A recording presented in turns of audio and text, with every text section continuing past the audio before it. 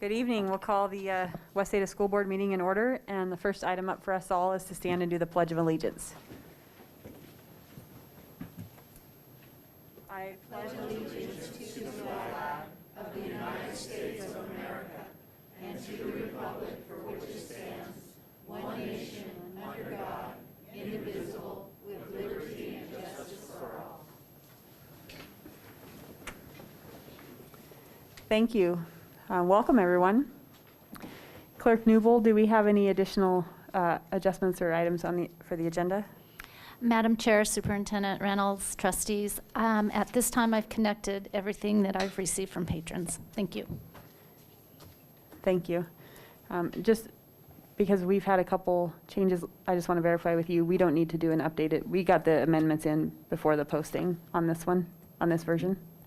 Madam Chair, the only thing we need to amend was the discussion item number 1. Okay, so do we need a motion to amend this agenda? Yes, please. Okay, I just didn't see an action on here, so I want to make sure. So, okay. So for that, I would ask the trustees that we have a motion to approve the amended agenda as in front of us. Trustee Ozuna. Madam Chair, I would move that we approve the amended agenda. Is there a second? Second. It's been moved and seconded that we approve the amended agenda as posted. Is there any discussion? Seeing none, all those in favor, please say aye. Aye. Aye. Chair votes aye. Motion carries 4-0 with 1 abstained. Trustee Buffy is not with us tonight on an approved absence. With that, we'll get into this amended agenda. So, Mr. McQuaid, welcome. Thank you for joining us tonight. Well, it's my pleasure to be here, and it's just so nice to be in person. Last year was very difficult when it was being done. I was just sitting at my desk, and it's hard to get excited without seeing other people around. My presentation tonight, I'm going to first of all set my timer for 15 minutes. So I don't go over. Mr. McQuaid, I'm going to ask you if you don't mind to just move that mic a little bit more in front of you. So you Is that better? Yes, thank you. Okay, great. I was going to see if you could hear me okay. This presentation tonight is going to be a little bit different than what we've done in the past, and that is I just really most of the time is talking about the numbers, the growth numbers, the value numbers, the number of parcels. Well, tonight is going to be a little bit different. We'll certainly talk about the total value. That's important. We'll talk about residential properties, some key values there. Then I want to spend a little bit of time on what's driving these values, this unprecedented change in values, in my eyes at least. Spend a little bit on commercial, new construction, a little bit on urban renewal. Then I want to spend some more time on something that everyone seems to be talking about, and it's misunderstood by just about everybody who's talking about it, and that has to do with tax burden. I know it's a really important issue with the legislature and a lot of other elected officials, municipal, county elected officials I know are all discussing this tax burden, and that is who is paying the property taxes, commercial properties or residential properties. So I'm going to spend a few more minutes on that than I normally would. We're sending out this weekend about 212,000 assessment notices, and 100,000 of those are going to go to property owners of West Ada School. Getting into the numbers, total market value in West Ada School is over $46 billion. That's up 30% compared to last year's $35 billion. But that's the market value, not the taxable value. And I try to make this clear every year. I really do not know much about school tax funding with property taxes. I know about counties and cities and others, but when I get into the school district, it's so complicated, I've never really spent the time to fully understand it. So I'm just going to tell you what I think is important and see if that fits into your financial picture. So that's total market value is $46 billion. That's not taxable value. The taxable value is potential taxable value. We get there by taking out the homeowner's exemption, which is $8.5 billion. That was increased by the legislature this year from $100,000 to $125,000, and that increase in the homeowner's exemption is included in that $8.5 billion. We have to take out other outstanding exemptions. There are about $38 million in exemptions. The commissioners have to approve all of the exemptions, and at 38 by now, they should have gotten this to me. So my guess is that that 38 million might be a moot point, but I'm just going to put that in there to get to a potential taxable value. And then, of course, we have operating property. Operating property, that's property owned by utilities, gas companies, power companies, telephone companies, and railroads. So, for example, Union Pacific's railroads, they're assessed. It's done by the tax commission, and it's allocated by counties and taxing districts by line miles of track in that county. If it's a telephone company with a landline, it would be the miles of wire there. We don't get that value from the tax commission until August.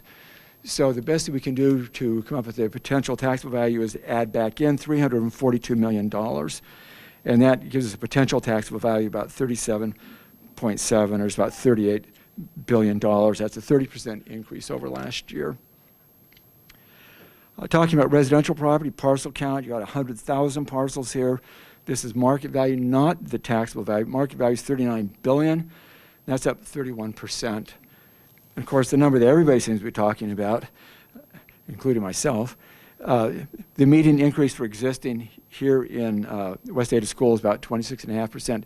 That, I believe, is about the highest number in any of the taxing districts, whether it be Boise School, Boise City, or Ada County. The others are around about 25, 26, but there's 26.5%. That's the largest. And I think one thing that's really important for people to understand, and especially the people in the audience here, that 26.5%, there's not a one-to-one correspondence between the increase in value and the increase in taxes. I think it's fair to say we will see an increase in taxes this year. I mean, we typically see an increase in taxes, but it's certainly not going to be on that scale of 26.5% of increase on single-family residential. I just want to briefly talk about what I think, what I see that happened in the market this last year. We had 13,500 sales last year in single-family residential property. If we have 11,000, I think 12,000 may have been the highest number we've ever seen, but 13,500, and you put that into the context, the economy was really shut down for a major part of that of last year. So that is just, to me, an incredible number. We had 3,700 new homes last year. The year before, 2019, we have 4,720. And I think that's one reason why we were seeing this diminished supply, is there weren't nearly as many new homes constructed in 2020 as there were the year before.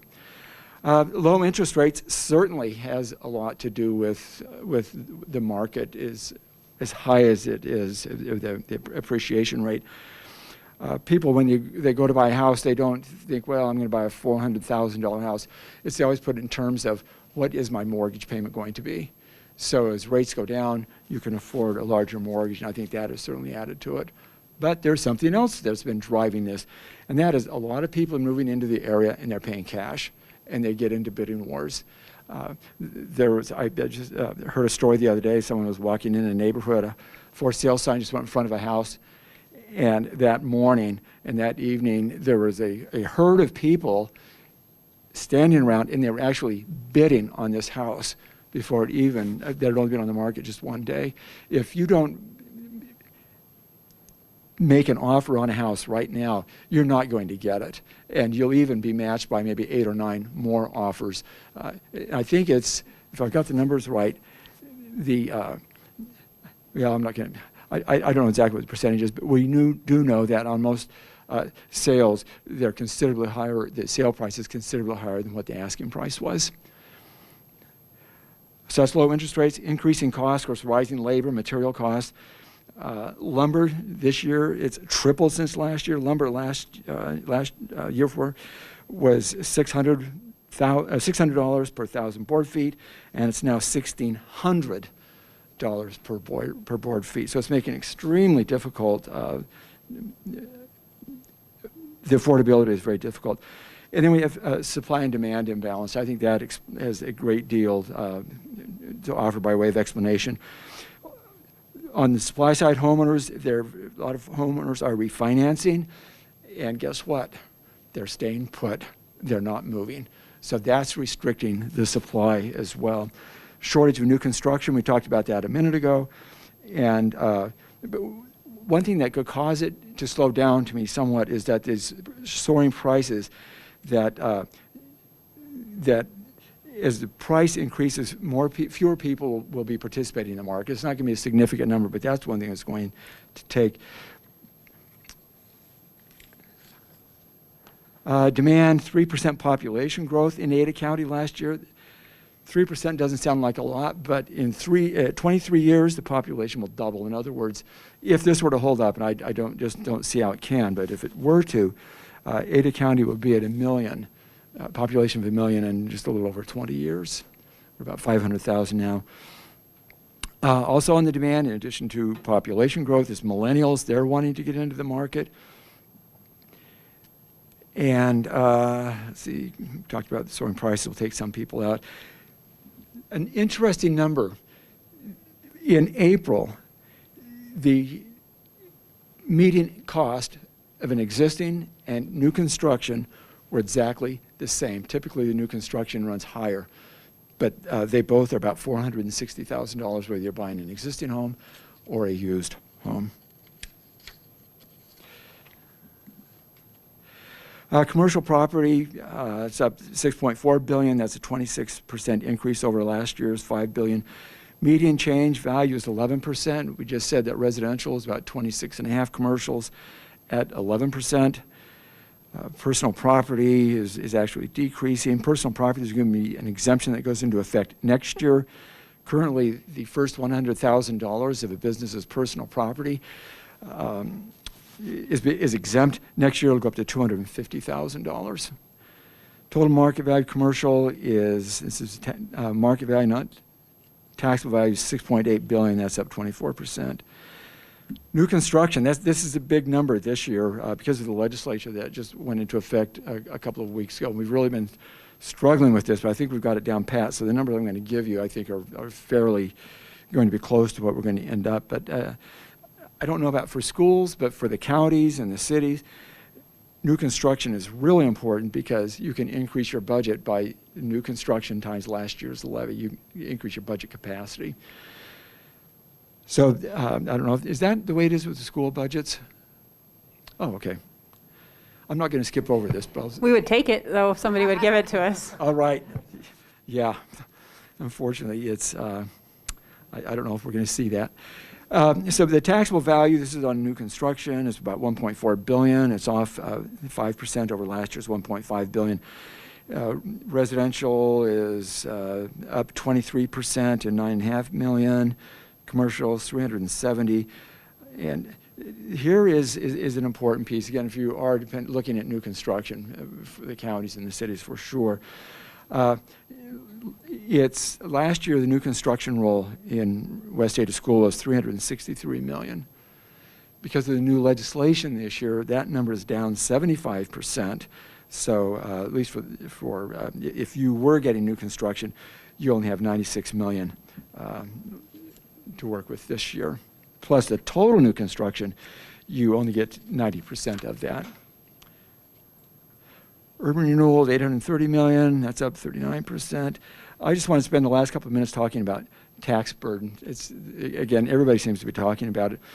Tax burden, it's who pays the taxes, residential, commercial. Here in West Ada, residents pays 80%. That's up 1% from last year.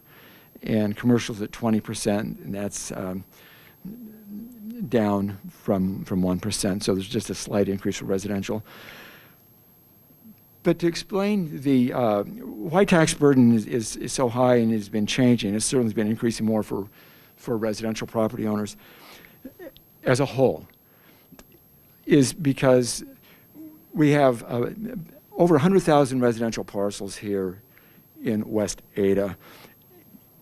Commercial, we have 6,300 parcels. So in other words, we have 16 times the number of residential parcels than we do commercial parcels. So just on the volume of the actual physical property, there's 16 times more commercial property, residential property than commercial property.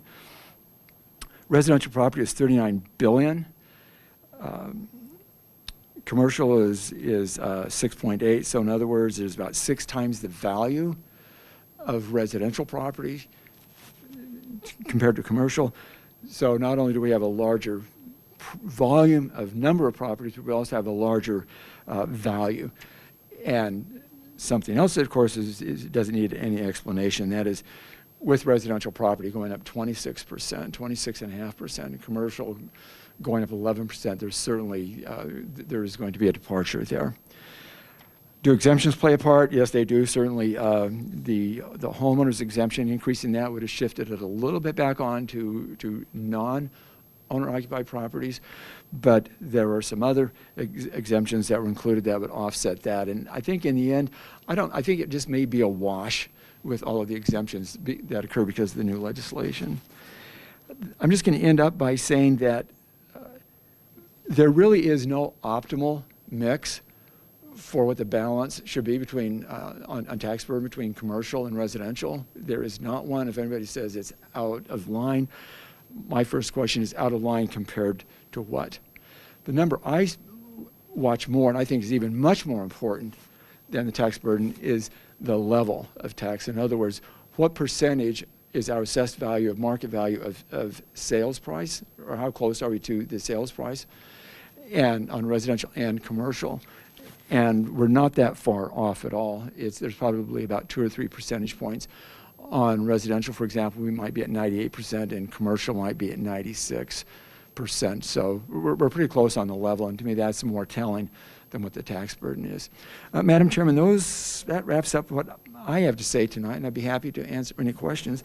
We do have about 36 seconds left. So. Well, just because I think it's good to set context, especially around the school budget and the city and county's budget. So we appreciate you coming in and giving us the information here. And where this really impacts us is in our, and I'm looking at Mr. Gillen in case he keeps me honest, but is really in our bonding structure, because we have bonds and then we have a levy rate, and that levy rate gets spread across a different number of residents and a different value amount every time this changes. But for us, that levy rate or that amount is still the same. So it doesn't matter if the values go up or the values go down. That amount is what we get, and that's a taxpayer passed levy. Everything else is not part of our budget. So all of the value increases that go up and all the growth that comes with it doesn't impact and support West Ada School District. It's really for the county and city growth, which does support our communities. So I don't want to make it, but we don't have any funding revenue stream off of the growth that comes in from this in this case. Now, that's not the same in every school district in the state. There are some school districts that have a different funding mechanism because they predate statehood. But for us, that's the way it's set up. So I wanted to set that context so folks know that all this growth, there isn't any additional revenue coming to the school district because of it. So, one thing that's changed when they took in 2006, when they took the school M&O off, that's where the impact really was playing out. But since that's gone now, Boise School still has it, but I don't think anyone else does in the state. I think Lewiston might. Lewiston, okay. Yeah, okay. I'm not sure, but that's right. So we used to have a revenue stream for this, but the legislature removed it and put a sales tax 1 cent increase in 2006, and that was a flat increase, and then made it part of the normal budget. So, yep, you're right. I really appreciate that explanation. That helps me understand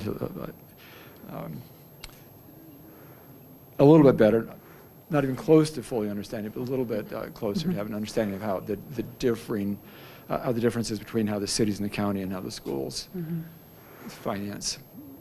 We just last 2 weeks ago met on our bonding structure, and I think one of the things we had a pretty good discussion on, though, is we still recognize there's a heavy potential tax burden increase for our families, and that's something that we look at when we look at how we manage the bonding financing. So trying to make sure we always take that into consideration. So it's still something on our mind, because clearly a 30% increase is going to be an interesting year for folks when they get those tax bills in the mail. So I would open it up for the board trustees for any questions or comments. Well, you did such a good job.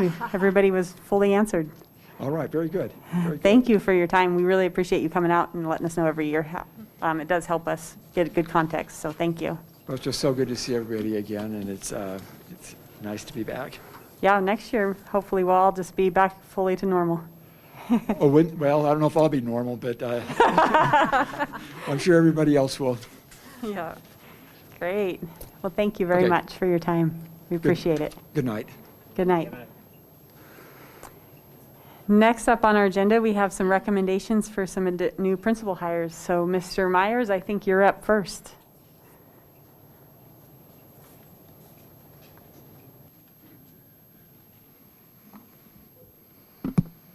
All right.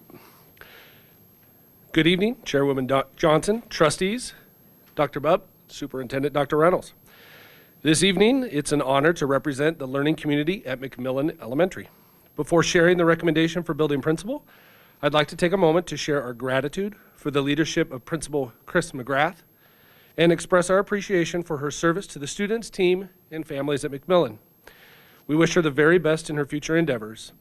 I also want to make public our appreciation for the members of the McMillan building team for their leadership, insight, and vision.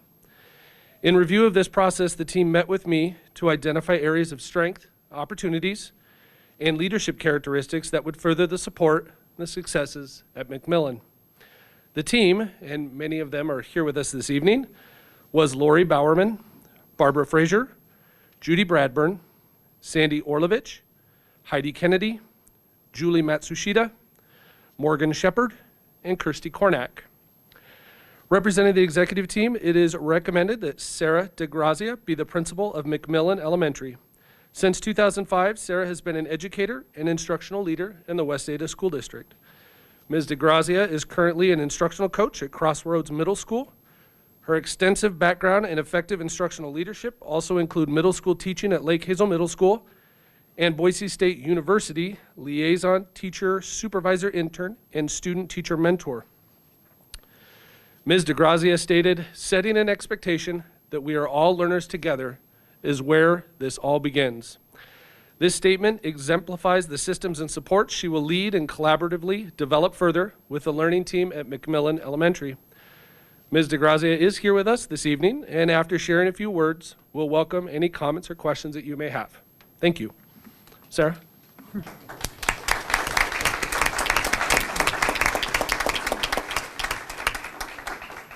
Welcome. Thank you. Thank you. Good evening, Madam Chairwoman Johnson, members of the board, Dr. Reynolds, Dr. Bubb. I am both excited and grateful for this opportunity to lead McMillan Elementary.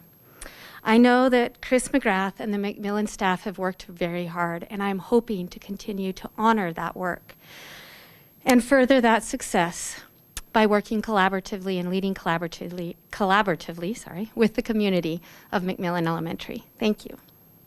Do you have any questions? You look like you're talking yourself into that last one. A little bit. I open it up. Is there any questions or comments from trustees? Trustee Kofelt. Thank you, Madam Chair. Yeah, I'd like to just say congratulations. It's a great opportunity to lead a school and a big responsibility, and congratulations on reaching that level. Thank you, Trustee Kofelt. Thank you. Any other comments or questions? I think he probably spoke well for all of us, so welcome to the leadership team. Thank you very much. I'm very excited. Thank you.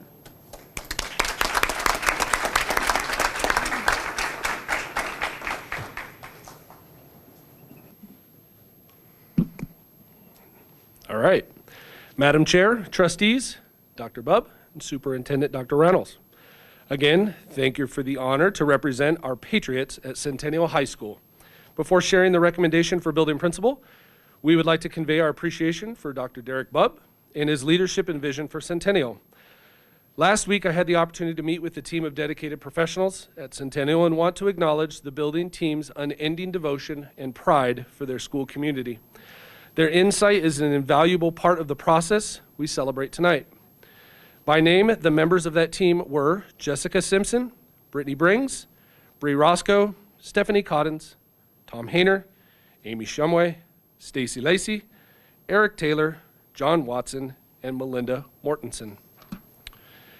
Representing the executive team, it is recommended Jason Robarge be the principal of Centennial High School. Mr. Robarge is currently an assistant principal at Mountain View High School. His career in West Ada began in 2005 as an assistant principal at Centennial High School. He has since served as principal at River Valley Elementary and assistant principal at Eagle High School. Mr. Robarge's skills, experience, and student-centered mindset will greatly benefit the learning community in returning home to Centennial High School and continuing their journey of excellence. Mr. Robarge is here with us this evening, and after sharing a few of his words, we'll welcome any questions or comments that you may have. Thank you. Jason? Thank you.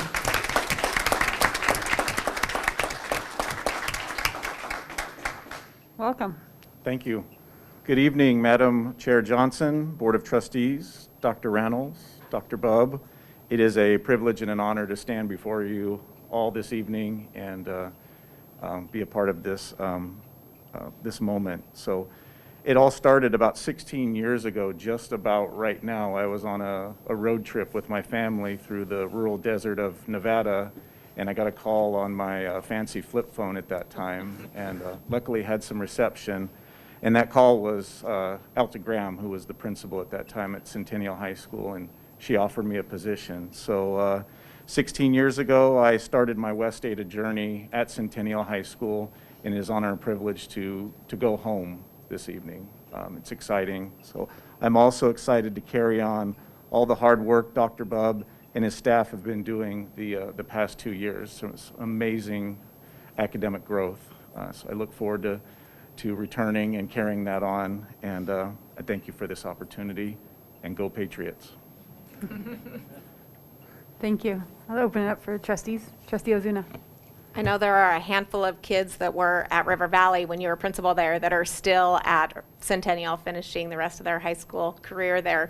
I'm sure they're going to ask if you're going to bring back the turkey trot.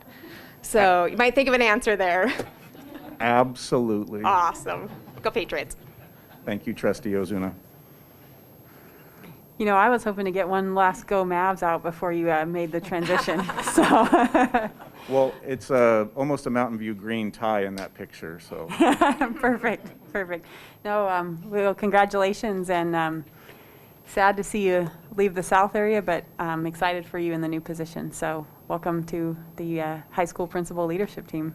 Great. Thank you so much. Thank you.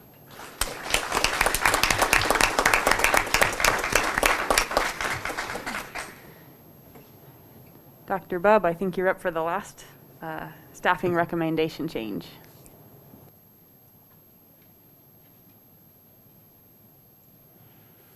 Good evening.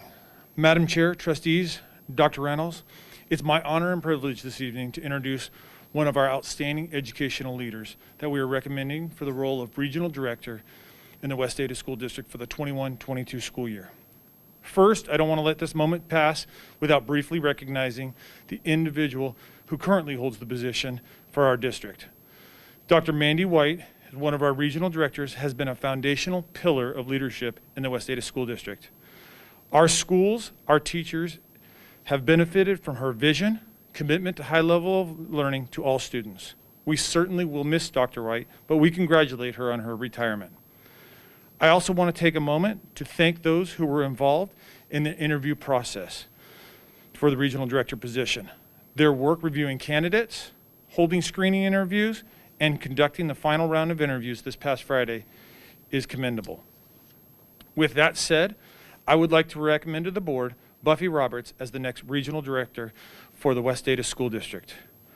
Buffy started her career in West Ada School District in 1994 and has served as a teacher, an assistant principal, and a principal where she has shown incredible ability to unite, lead, and shatter all expectations. With that, I will ask Buffy to step forward for a few words and any questions or comments from the trustees.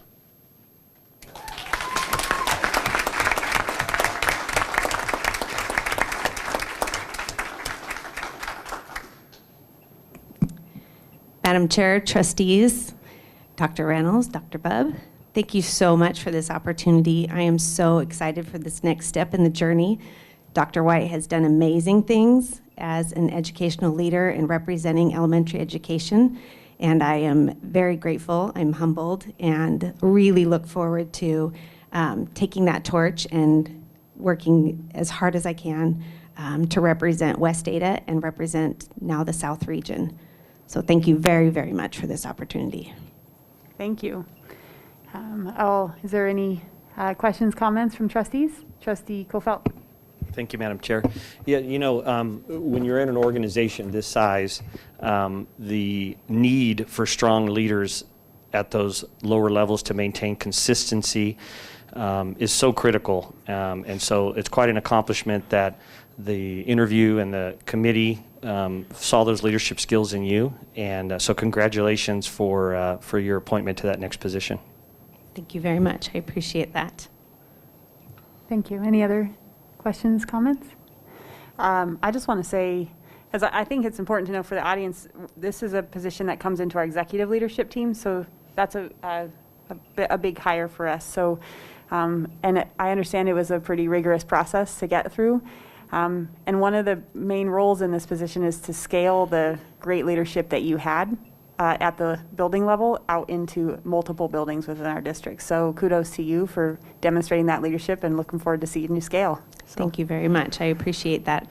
I've grown up here in West Ada. I was a student at Joplin and Lowell Scott and Meridian, and then it split in the second graduating class of Centennial. And my heart is here in West Ada, and I'm really, really excited to step into this new role, and I'm really excited to work with this new new to me executive team. They're amazing people, and I'm really excited to work with such great humans and great educators. So thank you again so much for this opportunity.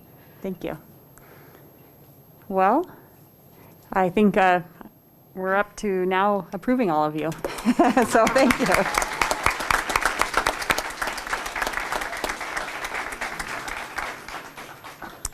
So next item on our agenda is to approve the consent agenda. So I'd open it up to the trustees for that. Trustee Ozuna. Madam Chair, I would move that we would approve the consent agenda. Thank you. Is there a second? Trustee Kofelt. I'll second that. Thank you. It's been moved and seconded that we adopt the consent agenda. Is there any discussion? Seeing none, all those in favor, please say aye. Aye. Chair votes aye. Motion carries 4-0, 1 abstained or absent. All right, great. Well, congratulations, all of you, for the new roles, and we'll see you soon, I'm sure. So, bye, guys. Thank you. All right, so next item up on the agenda, I think you're up again, Dr. Bubb, and you can stay here or go down there.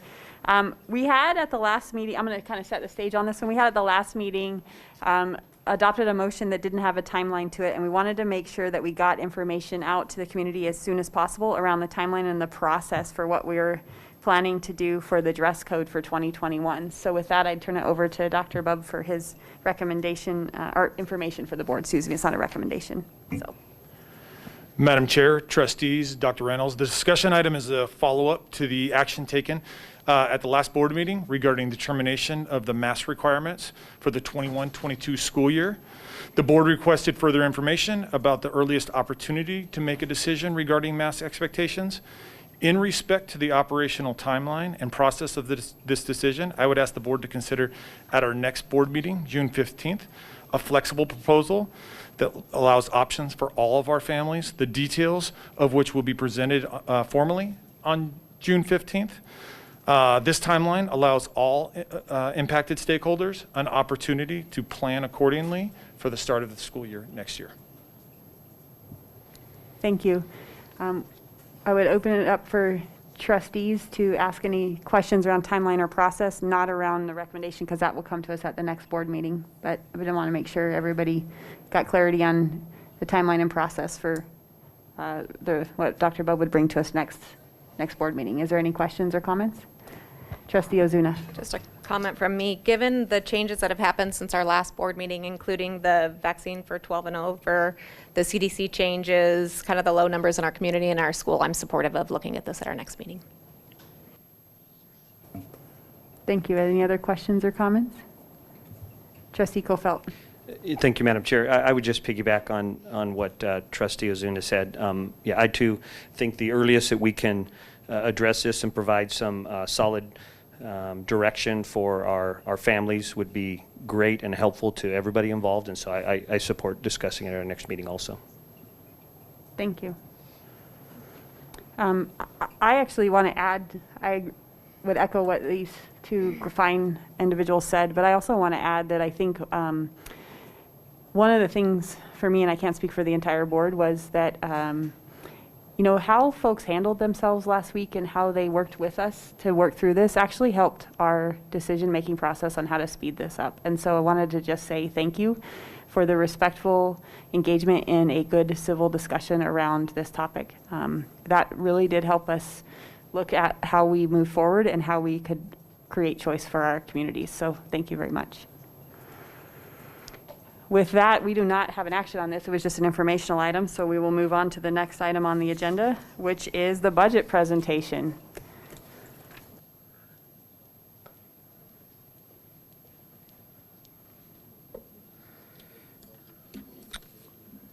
Good evening, Madam Chair, trustees. Like Mr. McQuaid, I'm going to set my timer for 15 minutes, okay? So I hope you're ready. For some reason, that mic is not very loud tonight, so you're going to really have to speak into it. I will. I'll talk loudly. So hope you're ready. We're going to spend some time talking about the budget tonight. So just so you kind of are aware of the process, you all received PowerPoint slides. I'm going to walk through those PowerPoint slides. We're going to have some discussion. I've received some questions, so I'll try to make sure I answer all of those. You also all received a binder with lots of expense data. I'm not going to cover that tonight because then you would be here until 10 or 11. And so that is really for you to kind of take a look at. I'm going to give you some context, more specifically, very program-specific context and fund-specific context of things that I'm just not going to be able to walk through tonight. So, can you just set a little context around process for us? So we're, because I didn't do it, or I can do it, but we're reviewing everything tonight, and then we will approve everything on the 15th. And kind of, because we have a number of us, including myself, because we went through a weird budget process last year, to talk about kind of public notice and how all that works. Will you set us some context around that? Perfect. Yeah, absolutely. Thank you, Madam Chair. So the process tonight is really more of like a work session, an opportunity for us to talk about the budget, what we're looking at for next year, what are the things we know, how does it look for next year, we'll give you some context. Then what happens in our office is right after tonight, so tomorrow morning, based on any recommendations or feedback we receive from you, we look towards publishing a document that gets published in the paper. That's a requirement under Idaho statute to do that. Then we come back on June 15th. We'll discuss a little bit more about the budget and hopefully, if you're comfortable, seek approval. And then that's the budget process. There are lots of other steps our office will take care of, including we submit a bunch of documents to the State Department of Education. There's lots of other paperwork that we take care of, not of which I'm sure any of you guys want to deal with or have the excitement of. So tonight, really, we're gonna walk through, if you remember during the budget presentation, we talked about general fund, we talked about special revenue funds, we talked about all the things. I'm going to give you some context for all of those and what the budget really looks like for next year, how it's going to be impacted based on enrollment increases, as well as some changes in calculations with the budget process, and then there'll be time available at the end for any questions that you have. I would remiss if I didn't at least take a moment and say thank you. There are a couple folks here tonight who do a whole bunch of work in the finance office, so I'm going to call you guys out because you're awesome. So first off, as far as the budget, Gloria Rowland, she is way there in the back. Gloria, can you wave and say hello? Gloria, stand up so we can see you, please. So Gloria is our budget master. She is awesome. So if you have not gotten a chance to take a look at the budget book that we publish online, so not the binder you have before you, that's a new document. That is new, just starting this year. But the budget book we usually publish after the budget process is completed. We've won awards for that for, 20 years and continuing. So a lot of that is the great work that Gloria does. So thank you, Gloria, for everything that you do.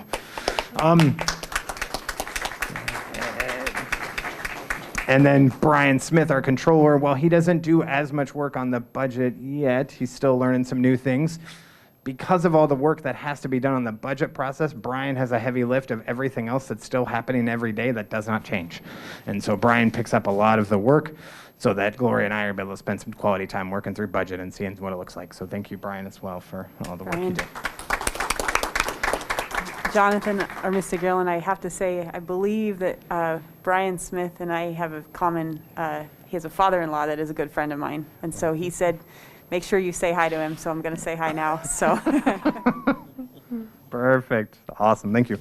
Well, if there aren't any questions, we'll get started because I know you've been looking forward to this. All right. So things we're going to cover. We're going to hit a lot on the agenda. We're going to talk about goals. I'm going to give you some state budget highlights. We're going to discuss enrollment expectations for next year. Then we're going to dig right into revenues and expenses for the general fund, special revenue fund, all of those other funds we talked about like debt service and capital projects. We're going to talk about stimulus funding at the end, and then we're going to have a little discussion about reserve funds, which will be something that'll be a little new that we're going to look to implement this year with your approval. So goals of the budget. So one of our major goals with this budget was to maintain our current staffing and operations. So how do we continue to serve our kids and make sure that we're keeping our staff here? For us, that is going to mean about $8 million of that ESSER stimulus funding. I know there was questions about how many staff does it mean to keep our current staffing, right? What does that $8 million really get us? Obviously, we don't go around the building and say, well, you're here because you have federal money, but you would have stayed if we didn't have federal money, right? We don't do that. But if you remember during the budget presentation that I gave and we talked about the budget, for each one of those support units, it kind of buys a classroom. So that's one person right there. And then it buys a little bit of a classified. Remember, I said if we cobbled a couple of classrooms together, well, now we can start paying for an administrator, right? So when you take a look at our change in support units, so we are essentially staffed at a number 1,940, which is really the number we were at pre-COVID. I'm thinking we're going to be this to start next year at 1,867. So that's about 73 difference. When you start talking about that and you add in all the different numbers, it comes to about 113 people. We accountants get pretty exact, right? So just know that that's around what $8 million buy us. The $8 million is not all staffing, right? There are some other expenses we'll kind of talk about that will impact the budget next year. We also need to backfill. Mr. Gillen, can I ask before you go off of that one, there's a piece of code that allows us if we drop below a certain number, we get to be the state provides us funding to maintain at a certain level, so we don't take a huge hit in 1 year. Was there any decision on whether or not the state's gonna honor that area of Idaho code, or what's happening? What's the update on that? Madam Chair, Trustees, Superintendent, great question. So that is what we call protection. And so the way it works for school districts, this is great because you're going to cover stuff. So then when we get to that slide, it's going to be even faster. School districts, the first 3% school districts can lose, and that's just part of your ADA adjustment. After 3%, the way it works, if you remember, we had that when we talked about budget, we had that, this is a budget 201, so get ready. We're going to start having 201 conversations. After 3%, then what happens is the state tries to keep a district whole. Ideally, it's built so that if they have a reduction in enrollment, they have some time to plan for that and be able to take a look at staffing. The one thing to think about, so I don't think we'll actually hit that 3% as of right now. Based on our projections, we're going to be really close. We're going to drop about 2.5, and I'll explain why even an increase in enrollment means a drop in funding and support units, but I'll get to that. So I don't think we'll trigger it. The one thing we need to think about, the way protection works, is after a district hits 3%, the district is made whole. Then what happens is the state accumulates all those lost support units. So I think I'll use numbers as an example. So let's say at West Ada, we lost 100 support units, and then that was our 3%. And so after that, anything else we got paid for, right? And so let's say now our loss becomes 110. So those 10 support units we got saved from. The way that 10 support unit cost now is spread out is all of the other districts pay into a pot to help cover that 10, right? And so it's not necessarily the state pays for it, actually the districts pay in. So standard for us at West Ada, we would usually pay in even though we would never use it up until this year. So if it was only 10 support units across the state, right, we pay in a portion of that. So while we lost 10, we're gonna have to pay The numbers, we'll call it easy, we'll call it 1. It's a little bit more than that, it's usually 1.25, but we'll just say it's 1. And so we would, to get saved 10, we would have to pay in 1. So really we get saved 9. Pretty good deal for us, right? So if we were the only district that loses, that's great. Now let's talk about what happens if we're not the only one that loses 10. So let's say our neighbors over here to the west, they lose 10, right? Ooh, now we gotta pay in a little bit of theirs, right? So they lost 10, now we gotta pay in another 1. That's 2. So now our 10 savings only gets us 8. And let's say our neighbors over here in Boise, they lost 10 too. So you can see where protection kind of becomes a little bit of, it can become a costly problem to have should you have it. Right now we're anticipating we don't hit it, and I built the budget assuming that really across the state it would be more like what we're used to seeing pre-COVID. We won't really know the answer to that question until October. And so that's one of the things that we really wait. So when we start generating enrollment data, usually around late October, I start calling the State Department and seeing if they got any ideas on what it looks like for protection costs, just so we can balance that. And then that would be information I'd provide to you as part of the process. Thank you. In addition, we have the big 3 costs. So great catch, Trustee Azuna. I had shortchanged one of the 3. I'd only talked about 2, right? So we talk about health insurance increases. We're looking at a 6% increase. That's going to cost us roughly $1.2 million. Bringing on a Waihe High School, that's 2.7. And then transportation costs for us. Some of the transportation increase we were able to embed in this year's budget, but as we roll in, we're talking about another increase in costs as well. Restore COVID reductions. If you remember during the process last year, during that very interesting budget process that we had, part of the one things that we reduced is we looked at basically our course cost, that allocation that we did to schools, and we pulled that back. And so part of that we restored this year, and then you're going to see this is the $563,000 we hadn't restored yet. That'll come into next year's budget. Other goals of the budget really is to continue to meet student learning needs. We're going to talk in stimulus funding a little bit about the governor's funding plan, but as part of that, we're looking to fund new SEL programs. You've already heard about that in previous meetings. Looking at some reading teachers, COVID recovery summer program. We'll walk through all of this as part of our stimulus funding. Reduce the burden on taxpayers. I know there were some questions about, hey, what does it mean if we don't request an emergency levy? And so here's how an emergency levy works. If we have an increase in enrollment year over year, we can request an emergency levy associated with that. It has always been, West Ada has a relatively interesting budget process, and that growth for us is almost automatic. It becomes part of the expectation. And so during our budget processes, we would essentially assume that we would have growth, and so we would calculate the emergency levy number and budget for it. In this budget, you're not going to see that. It doesn't mean that you as the board don't have the opportunity to levy that should you choose. All of those decisions will actually happen in September. So when we talk about debt service and we talk about what we levy on the L2 form, this is one of the steps in the process. So we'll have time to be able to evaluate what our enrollment increase is going to look like. We'll have time to be able to evaluate should you choose to take it. This is really just to let you know as of right now, it is not in there, which is a little bit different than how we've done it in the past. I have a question around that, just because I want to make sure I understood what you said. So we saw an enrollment drop this year, but we're anticipating most of those kids will come back next year. Plus, we've had some growth in the area. Clearly, we just heard that. So right now, we don't know what that's going to look like, so we're not going to request, we're not building the budget with that emergency levy in it. But in September, if we see something expansive that the budget can't handle, we can still request that emergency levy. Great, thank you. Yes. Maintain flexibility. So we've talked a little about stimulus funding and the investments we want to be able to make in education in the future. And so you're going to see that as part of the budget. We're going to look to appropriate the stimulus funding, and then a plan will come forward later on in August. But so a lot of those dollars, this $27 million, is the dollars that we don't have set aside to either backfill the budget both this year or next year. Maintain board-approved fund balance based on what we're looking at for, again, June 30 of 2022. So this is where we start trying to see what it looks like 15 months from now. We're still projecting that we'll meet our board-approved fund balance requirements. If you remember, that's 9% and 1%. We're looking at 11.32 as of right now.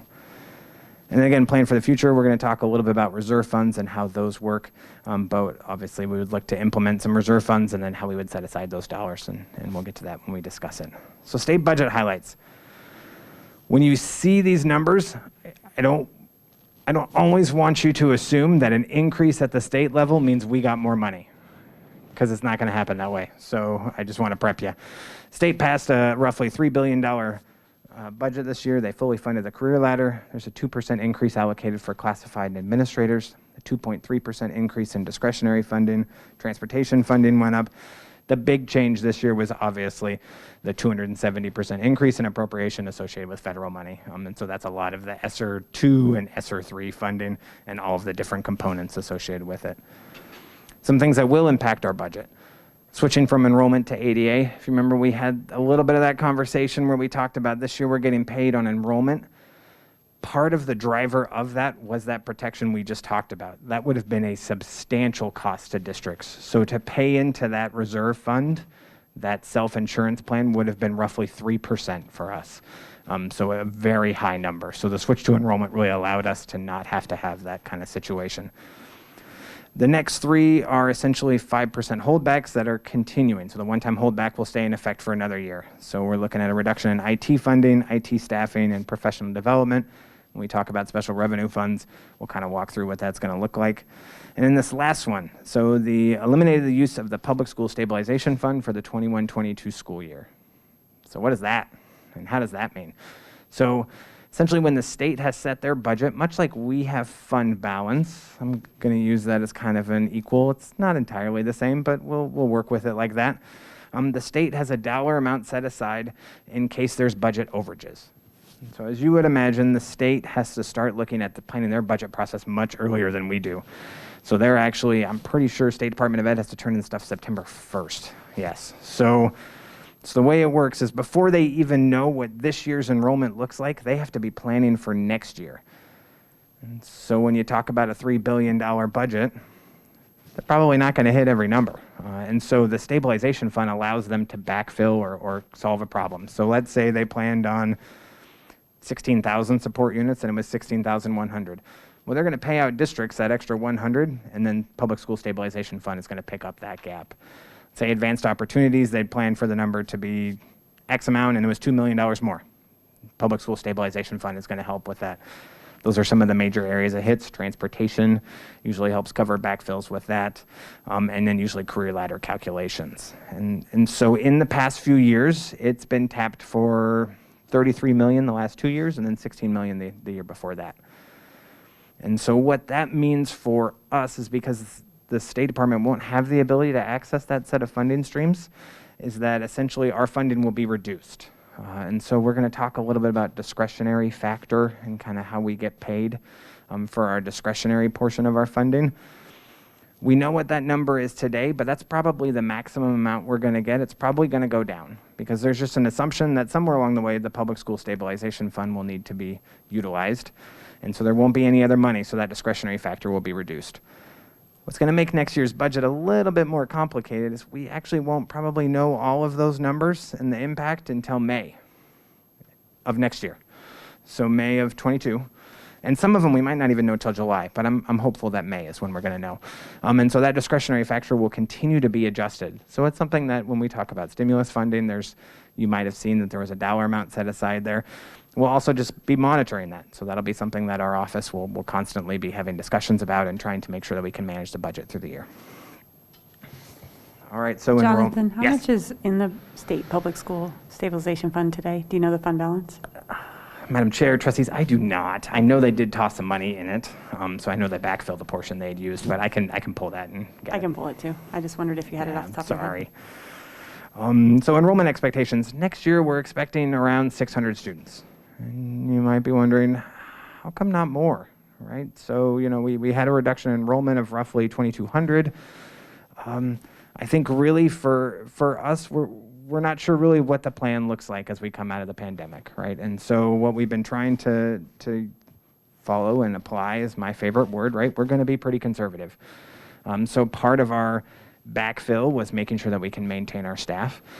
Part of the goal in using the ESSER money is to be able to do that. And then let's say we come with 700, right? Maybe it's 800, maybe it's 1,000. I hope to come to you in October and November when we talk about funding for next year and how things are looking and give you information to the upside, right? But let's say we don't, we've planned for that. And if we do, then obviously we'll be able to take a look at that ESSER funding and how much we're using and see how we invest that in other ways.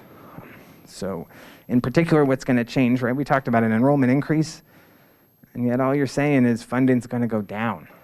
Well, that switch from attendance to enrollment is a pretty substantial change for us. So now, even though this year we lost 2,200 students, we only lost roughly 25 support units.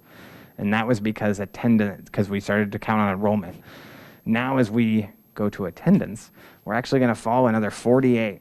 So we're going to go down in funding, even though our enrollment's going to go up. So you just kind of have to know this is going to be one of those years where they're going to be inverse. And so we'll just have to kind of get used to that. And I think we've talked about protection and the impacts that will be. So, general fund revenues and expenditures. All right, so I tried to pull in some data to give you some context for what it is we actually get in each one of these. So tort levy is going to go up roughly $100,000. That is really just a calculation. We receive some dollars associated with what we get reimbursed for our insurance costs. The judgment levy is going down to 0 from $96,500, and that's because we don't have one. So in the previous year, we had a judgment levy associated with a change in market value and an adjustment, much like Mr. McQuaid talked about. Those adjustments come to the county commissioners. Schools are essentially held harmless from that. The following year, they were allowed to assess it. And so we are able to capture those dollars back. That judgment levy goes away. Dollar goes to 0. A reduction in other local of $1.3 million. The donation that we received, we're not anticipating receiving that again associated with our athletic facilities. And then usually I just adjust down every year the local funding. Again, I always like to see revenues that are actual that are higher than what our expectation is in the budget. And then the transfers in is going to go down. During the budget process last year, we weren't really sure how COVID was going to impact the financials. And so what we did was we had some other dollars set aside. It was other general fund funding streams we had set aside, and we budgeted to pull those back in because we said, well, we might need that money to make sure that we can balance staffing. And so you saw that transfer in. The plan is not really to do that this year, and so those dollars will still be able to stay there. And so now this is adjusting the transfers in basically back down to more of a typical number. So what are transfers in? All right, so how do we get that? That's revenues that comes from other funds. Most of it is driven off of our federal grants. We charge what's called indirect, which is basically a percentage for a management fee. So the federal grants get to use all of the staff downstairs and Mr. Roberts and the HR department. So they pay a little percentage for that. That's all calculated with the state. That's what we charge, and that's what gets backfilled into the budget. There was also questions about earnings on investments. So it's $575,000. What do we invest in? Well, we're not very excited, as you would anticipate, right? Government agencies are not. We don't do that. So all of our excess cash is invested with the local government investment pool. It's a group managed by a state treasury, so almost anybody who invests in government puts their money in the pool. A couple years ago, just like all of you, we're getting great interest rates on your return. We were talking about 190 basis points. This year we're talking about 18. So as you would imagine, our investments have gone from much more than $575,000 to that's the number I'm hoping we'll be able to recapture. As you can see, it's basically the same as what we have in the budget this year. We've already been living with the lower return. I'm anticipating we'll have another year of that before we come out. State funding. This is where you're going to start to see that effect of reduced enrollment and ADA and the impacts. So when you look at the slide, you're going to say, $12.5 million. Sounds like a great year, right? We went up 6.65%. That's really from the bottom. And so what you're going to see, we've talked a little bit about this year. We had our stimulus. We had our discretionary factor. It was sitting around $28,500. Then we had a 5% holdback, and so now that dropped it down to $27,500. And then when the holdback was restored, that had to be budget neutral at the state level. And so the fix was to really reduce our discretionary factor even further. So now that number dropped to $22,800.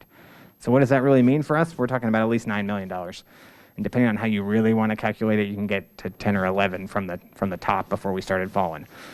And so that reduction is essentially now what you're seeing come back. So we're very excited to be able to have a number that's going to be more like $29,500. So year over year, we're getting a reduction. We just kind of took a dip, and now we're coming back up. So we're on the high side, so it's good news. However, right about the time we get more money, what happens? Oh, our support units go down, right? And so now that 48 support unit reduction now is going to negatively impact our funding. And so what you're going to see is even with a larger factor, we're not going to get as much money out of it as we would hope to or anticipate. So you're going to see a small increase of roughly $1.5 million. A lot of that's going to be salary-based apportionment dollars, and there'll be a little bit of discretionary increase. We have also noticed we get 2% for classified and admin.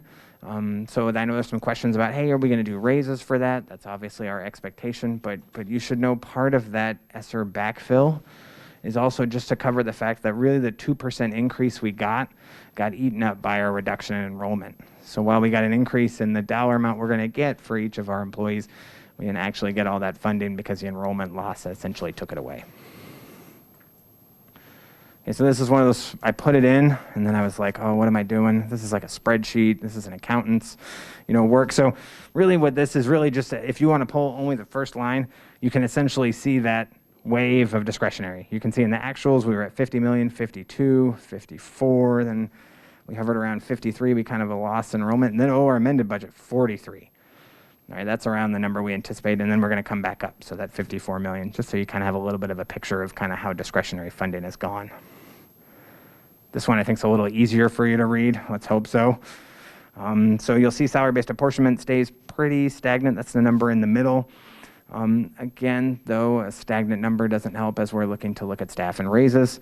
Discretionary support, you can see that kind of tail off and the little wave we got. And then the salary-based apportionment for classified and benefits, and then transportation's over there in the end. Breakdown of general fund revenues. We're anticipating, this is pretty standard for us, around 81% will be state revenue. The local property taxes adjust percentage points just based on what the overall budget looks like. And then beginning fund balance is sitting around 12.5 so far for next year. All right, so expenditures. So let's talk about ESSER impact. What does it mean really to backfill the budget? And so when you get ESSER funding, one of the rules associated with federal funding is it can't just replace revenues lost. That would be really easy. We accountants would love that, right? The revenue went down, we just pop in a new number. So the way it works is we have to identify potential expenses that would qualify for federal reimbursement, and we have to shift those over to the stimulus funding. And so what does all that mean? It means it kind of throws off a little bit of your comparisons year over year. You're probably looking at that and saying, well, Jonathan, salaries are going down. Are you sure you didn't miss something? You talked about salary increases. Part of that is the ESSER backfill. So essentially, we have to find some expenses. Salaries are usually the easier ones to identify under ESSER. So staff like the virtual schoolhouse staff, or perhaps folks in facilities and nursing, those are ones that qualify for federal funding, and so those will be the expenses we'll reimburse. It also is much easier just to basically pop a negative in the budget and then essentially identify the staff later. We have not gone through and picked and chose people.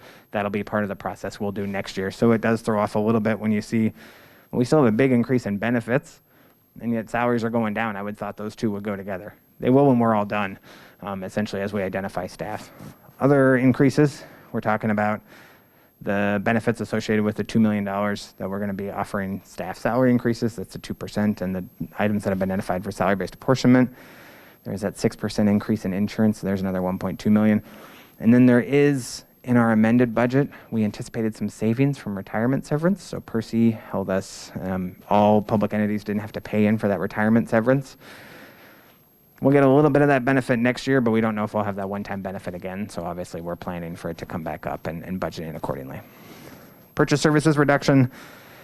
Really what you're seeing in the amended budget is you're seeing our anticipated savings in transportation, and you're seeing those costs come right back. And so again, when you're doing a comparison, if you were to look at transportation year over year, you will see an increase, as you would anticipate with the 2.5% increase we have in contract, plus another 1% that the board had already approved.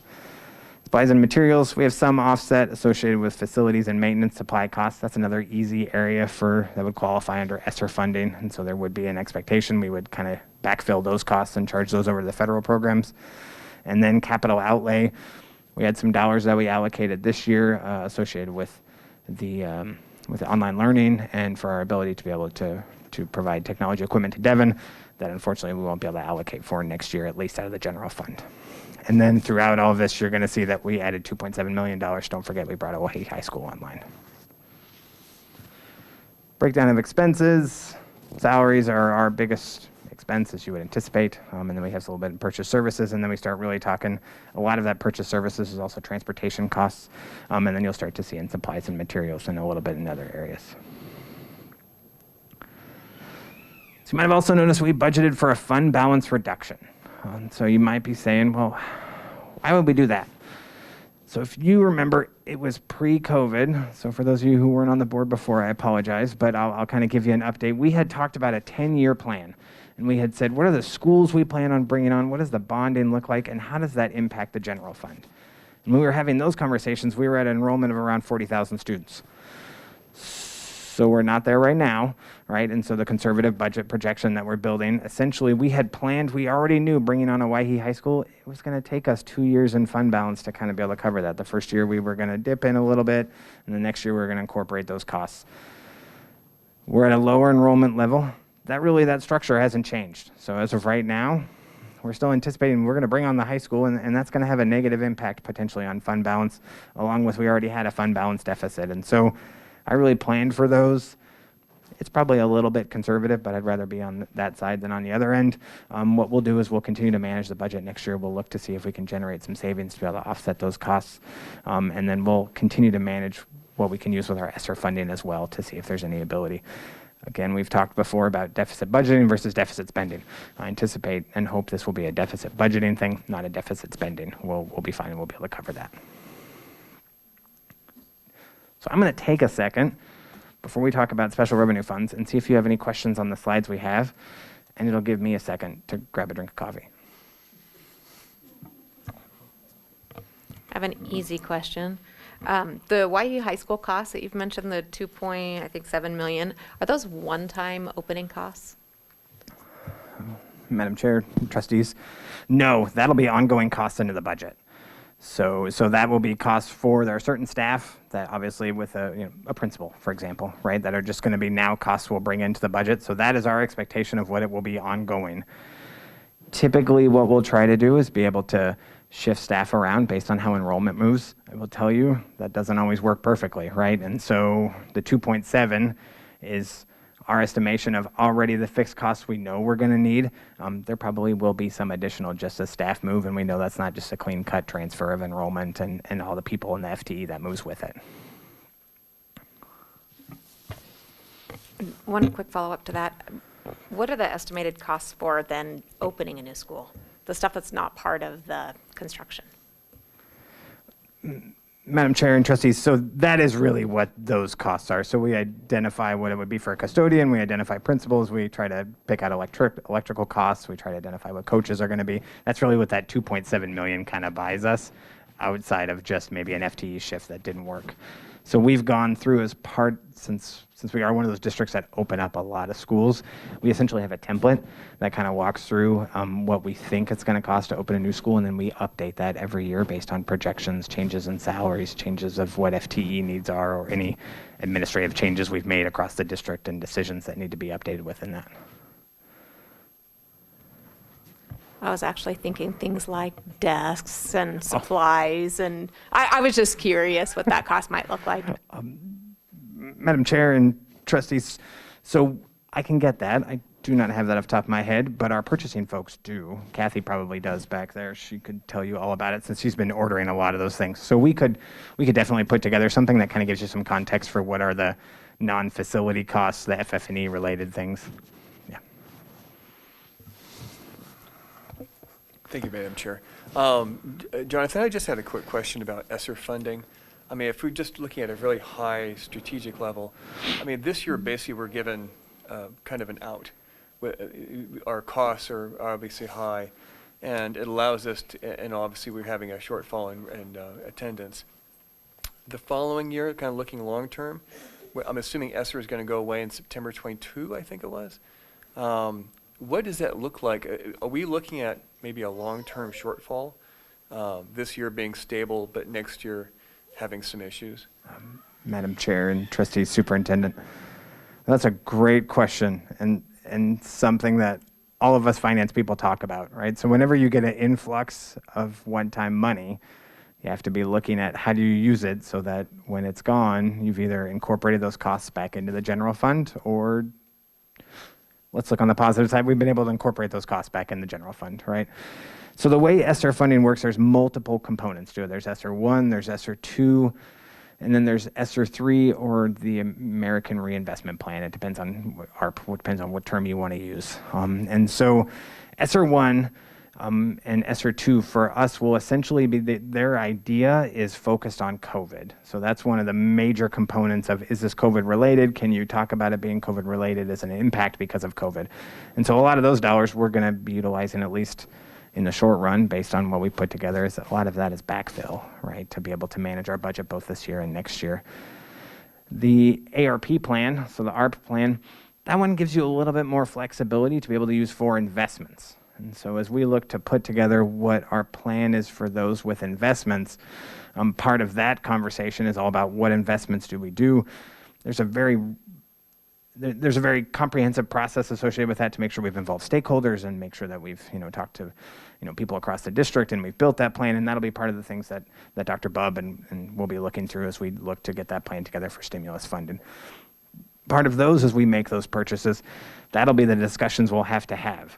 Is what does it look like? What does it look like 3 years from now? I can tell you we had committee meetings just starting today, to talk about, with principals, what does this look like? How do we utilize these dollars?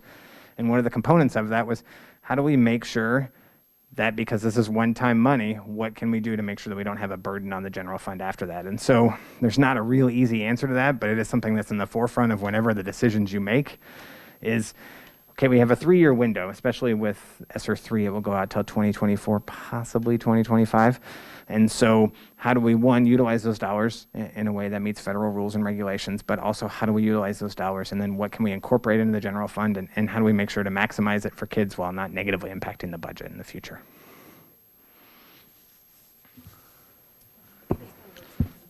Oh, okay, thank you, Madam Chair.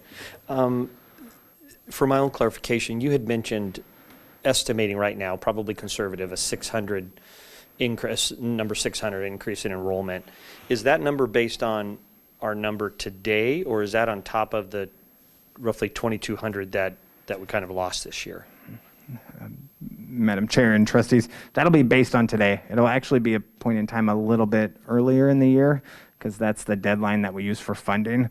So in order to maintain some consistency in just how the calculation's been done, I've applied it from, we have a funding period, like kind of like a cutoff date in early November, and I try to utilize that number, give or take a couple of days, just depending on when I pull the report, to utilize that as a starting point as we grow. And so we've had a little bit of students come back. We also usually see a little bit more of a drop off at the end of the year again, and so those two usually end up equaling out, and we're back to the 600 students again. This number is stuck in my head so many, and I don't know that Trustee Caffell or others have had the opportunity to see it, but prior to COVID, we were growing by about 600 new students per year. So I don't know if that's why you use that number, but that was the average. So what we were looking at that time was, that's basically, one new elementary, and after a couple of years, then you're talking a middle school and a high school. So we were looking at those numbers originally. So I think it's probably the best guess we have right now, whether or not we get everybody back. I wanted to follow up on a couple of Trustee Kloppenstein and Trustee Ozuna's questions. One is 2.7 million kind of the average cost it costs for us to operate a high school in our school district? Madam Chair and trustees, so that will be just the fixed cost to basically get the high school started. Now then, as you add staff, right? So now we're going to have 1,000 students in the building. We're going to have more FTE beyond that. So then it's going to start to fluctuate based on the number of students in the building, number of sections and classes we're offering. The 2.7 is really just to get us started. Like, if not a single, I won't say if not a single student was in there, right? Because some of them are teachers.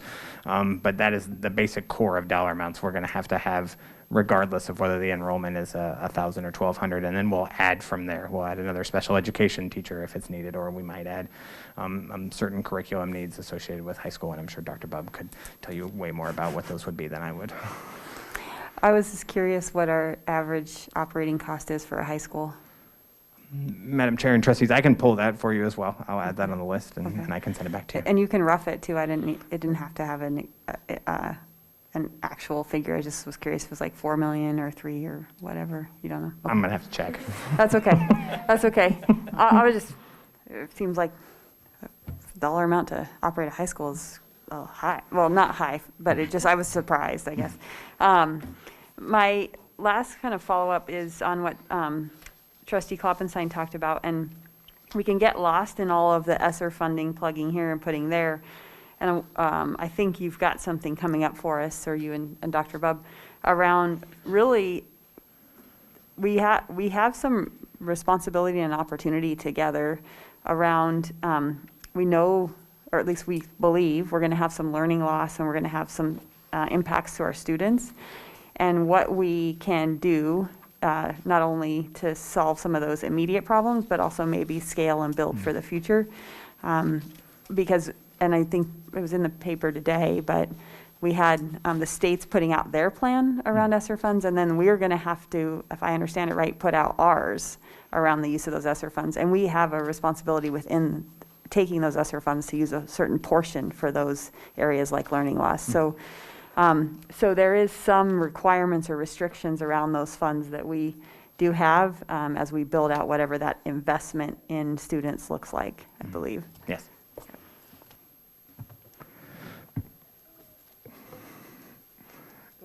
Madam Chair, I would just add to that. Jonathan mentioned it for a second. We started meeting with principals today. We will engage the community in that. And then I think at a future slide he goes over, we'll have a deliverable to the board with the strategic plan and how we plan to use that funding by August 1st.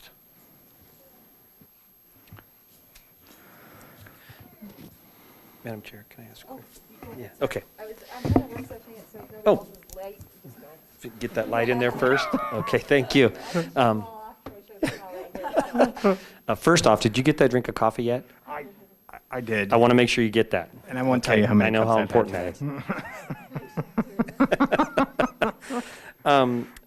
I think my number was right. This year, the state allocated, was it $3 billion? Mm-hmm. Okay. How does that compare to years in the past? Madam Chair and trustees, obviously it's up. A substantial chunk of the increase is associated with the ESSER funding. So that's roughly, I'm trying to remember off the top of my head, I think they usually allocate around $225 million for federal funds. So we get a federal funding outside of ESSER funding that's allocated each year. So a lot of that increase you're going to see is associated with the ESSER increases that have been appropriated. That kind of was leading into my point is as I went through this, and I'm pretty good with monopoly money, but as I went through this, it seemed like there was a pullback on funding from the state. And so the question I was wondering, is that because they're utilizing the ESSER funding to make up for these differences, or is my math wrong there? Madam Chair and trustees, I think you'll see that especially when we start talking about the other funds, the special revenue funds. You're going to see a lot of those gaps are being encouraged to be filled with your ESSER dollars. And so in the general fund, there is an increase. I want to make sure that you see that, right? We received an increase in our allocation, and we received funding the career ladder, and we're grateful for all of those things. Part of what you're not going to see is how it's not so much money for us this year is really that ADA reduction. And so that kind of skews all your results. You get extra funding, but then your enrollment kind of takes a dip, and so it eats up all those extra dollars. That'll be coming to us. What's the percentage increase year over year for general fund for us? Do you know? We're at 277 this I know the state budget they said was 5%, but yeah. I don't know if we are comparable to that or. Let me, pull that.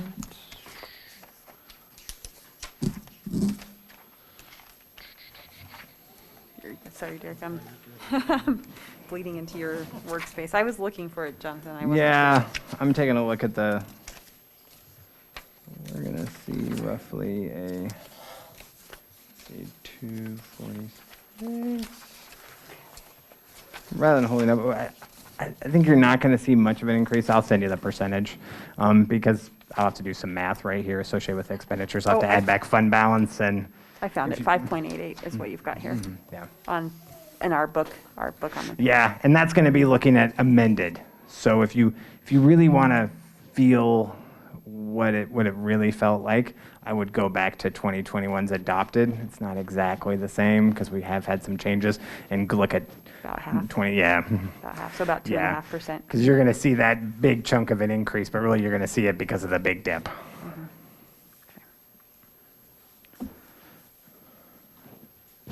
Barring any other questions, I will move on to special revenue funds. Wonderful. So we talked a little bit about special revenue funds during the budget conversation. What are they, right? They're funds that we set up for a particular purpose. So usually we'll get a specific funding stream from the state, and this will be deposited into usually a particular fund. Occasionally we use activities. So when you go through the budget book, you'll see the Fund 242. It's a conglomeration of a couple of things. But for the most part, a lot of these names that you're going to see also have their own funds associated with them. Charter school facilities. So we have two charters that we authorize, Meridian Medical and Meridian Technical. They receive charter school facility funding. And as part of that funding, since we own the buildings, they actually transfer it over to us, and then we utilize it when they make requests. This is a little bit down year over year. Really, I budget pretty low, and then I work with the charters as they look to make projects, and they work with Assistant Superintendent Yoakum on what they want to do to the building, and then we identify dollars available. College and career advisors. So this funding went down a little bit.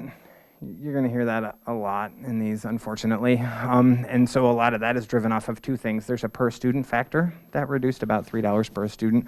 But really it's the ADA and adjustment that we're going to see that's going to have this reduction associated, as well as the $3 per student. Content and curriculum. So during the 5% holdback, this was one of those items. This one and the next slide we're going to talk about were items that were reduced down to zero. It wasn't reinstated this year, so it's going to stay at zero. And so there is some hope and expectation that it'll be funded again in 22-23. So back to your question, Trustee Kofelt, part of these when they were identified as, hey, dollars aren't available, there was the hope, the expectation, the idea that, hey, you could use your ESSER funding to backfill this. This is an allowable expense should you choose to basically make your funding look whole. Gifted and talented. So this was $98,000 that we received. That was the dollar amount we received pre-COVID. Didn't receive funding for 2021. We don't anticipate receiving funding in 21-22. So what we have done with this is essentially last year, we kind of managed those expenses and we shifted some costs into the general fund. In the amended 2021 budget, which we'll talk about June 15th, I'll kind of give you some highlights on those changes. We did set aside some dollars for funds that we thought may need to have costs that have to come into the general fund, and GT is one of them. And so we identified some dollars available in the general fund to be able to essentially, I feel like I'm using this term a lot, backfill that fund because of the lack of funding. And so we'll take a look at that again. I work with the director of that area to kind of manage expenses and keep an eye on it. And then we'll look to make sure that we have as minimal impact as we can. IT staffing. So these are dollars utilized by Mr. DeLashment to offset costs associated with our IT staff. So pre-COVID, that number hung around for us around $850,000. We're anticipating around 405 next year. This number also is getting a little bit of a reduction associated with ADA. This is one of those areas where we really try to identify the overage and costs, and then that's usually a general fund impact. And so we'll take a look at whether there's some savings in areas we can generate to be able to offset those costs, but the overage will essentially be transferred since a lot of these are IT staff, as you would anticipate, and they're doing an amazing job of helping us with one-to-one, and so we anticipate having these costs in the future. Leadership premiums was initially, so these are dollar amounts that are paid to instructional and people service staff. This one is actually calculated based on FTE. So, because we don't anticipate our FTE to change dramatically, funding is going to stay relatively flat. If you remember when we first started with the 5% holdback, this was one of those items that actually got taken away. And so it was zero when we started the year. That was our expectation of what leadership premiums were going to be. When funding was reinstated, this is one of those dollar amounts that got increased. And then we received, obviously, the associated discretionary reduction. So we're going to get around $2.1 to $2.2 million this year, and we expect to see 21-22. We expect to see around the same dollar amount again. Literacy funding. This is used for instructions, reading assessment, students K through 3. We anticipate a slight reduction of approximately around $45,000. This one actually is not impacted. The funding level was kept whole. Really were the expectation of reduction. They kept the student factor the same. As there's just an expectation that more kids will be identified across the state. So since the funding didn't increase, it's really just a dilution of funding. And so each district will get a little bit less of their associated dollar amount. So we're anticipating as of right now roughly a $45,000 reduction. Part of the governor's learning loss funding that he allocated, roughly the $1.3 million we anticipate receiving, a lot of that is focused on literacy. So us being able to leverage that, even with this reduction, we'll be able to basically leverage the two funds together, be able to maximize the impact for kids in our investment. So. Math and science, this is dollars allocated for high school to offset costs associated with providing math and science. It's a slight increase in funding, $25,000 year over year. Professional development. So professional development was one of those dollar amounts that during the 5% holdback was essentially cut in half. And so we usually receive around 1.85 million pre-COVID. This year we're going to hover around 915. We haven't got the final numbers yet where I anticipate our funding will be. This did receive an increase, so $1 million essentially was reallocated, added to it, so it went from $8 million to $9 million. So we're anticipating around $200K increase, but again, we're still down 40% from pre-COVID, and this is another one of those dollar amounts that ESSER funding is allowable cost. So should the choice be as part of the plan, it can be built to backfill, should that be a choice that it's done. Remediation funding, so this is dollar amounts that we receive for interventions. We do the elementary school funding, and we also provide some remediation services at middle school math. This is going to be a little larger of a reduction, and really this one's always a little bit tough to calculate because it's calculated based on ISAT results, and we're just getting those right now. So we were pretty conservative with the calculation. I'll tell you just by looking at the factor the state provided to us, I think they were a little conservative on the calculation as well, and so I think we'll get an upward adjustment to this as we start receiving funding into next year. Safe and drug-free schools. Substance abuse programs we're projecting around $423,000. Distribution factor was adjusted slightly, so, and with our reduction in enrollment, we'll receive around a $13,000 increase. Reduction, sorry. I got really excited when you say increase, right? School facilities and lottery dollars are utilized for maintenance. Projected funding is $2.3 million. It's going to be a loss of roughly $165,000 on a budget basis. This year we actually there was some fund balance in the fund, and so this was actually a really good year as far as funding. We got roughly $2.9 million. We kind of knew that was going to be a one-time thing, so we had planned for that. I don't know if you remember last year during budget presentations, I kept talking about how it's really good this year. It's not going to be this good next year. In addition to our reduction in ADA, there was just some fund. We don't have that fund balance again, and so we'll anticipate receiving some reduction in funding. Here's some things we typically do. We'll do flooring upgrades, interior painting. We'll do some parking lot work and HVAC upgrades with that kind of dollars. And then technology funding, again for Mr. DeLashment. Dollars can be utilized for an LMS as well as classroom technology and infrastructure. We're projecting around $2.42 million. That's a reduction of $240,000. A lot of it's tied to that 48 support unit loss and our reduction in ADA. So that's, to put in context, we were getting around $3.7, $3.8 million before COVID. So as our enrollment increases, we'll be able to start to recapture dollars. And then there is, in addition to being able to utilize stimulus funding should we choose, there's also some conversation about even USAC being able to provide some funding. So that stuff we'll continue to monitor and see if there's E-rate funding available.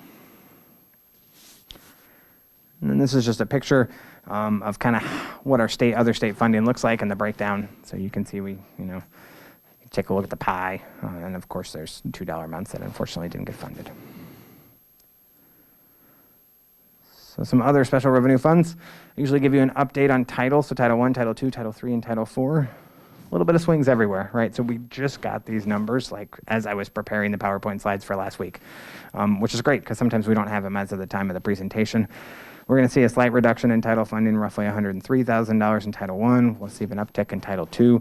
Title III is going to take a little bit ahead. That's with the number of students identified, and then Title IV is going to get an increase as well. So what usually happens is we're given preliminary allocations right now, then we submit our application, and then usually there's actually some other adjustments that will occur in August and September, so we'll get final funding. Doesn't usually change dramatically from these dollar amounts, but sometimes we can recapture a little bit. IDEA funding, we got an increase. So roughly right under 1%, so $60,000, and then Part B preschool, $1,200. And then we'll talk a little about this later, but the IDEA stimulus funding, the $1.7 million, we have received confirmation that's our allocation, so that's great news. We're still waiting on confirmation, so this is funding that came from the ARP plan. As what is it going to look like as far as performance period and allowable uses, and we're still kind of waiting on that data, so more to come on that as well.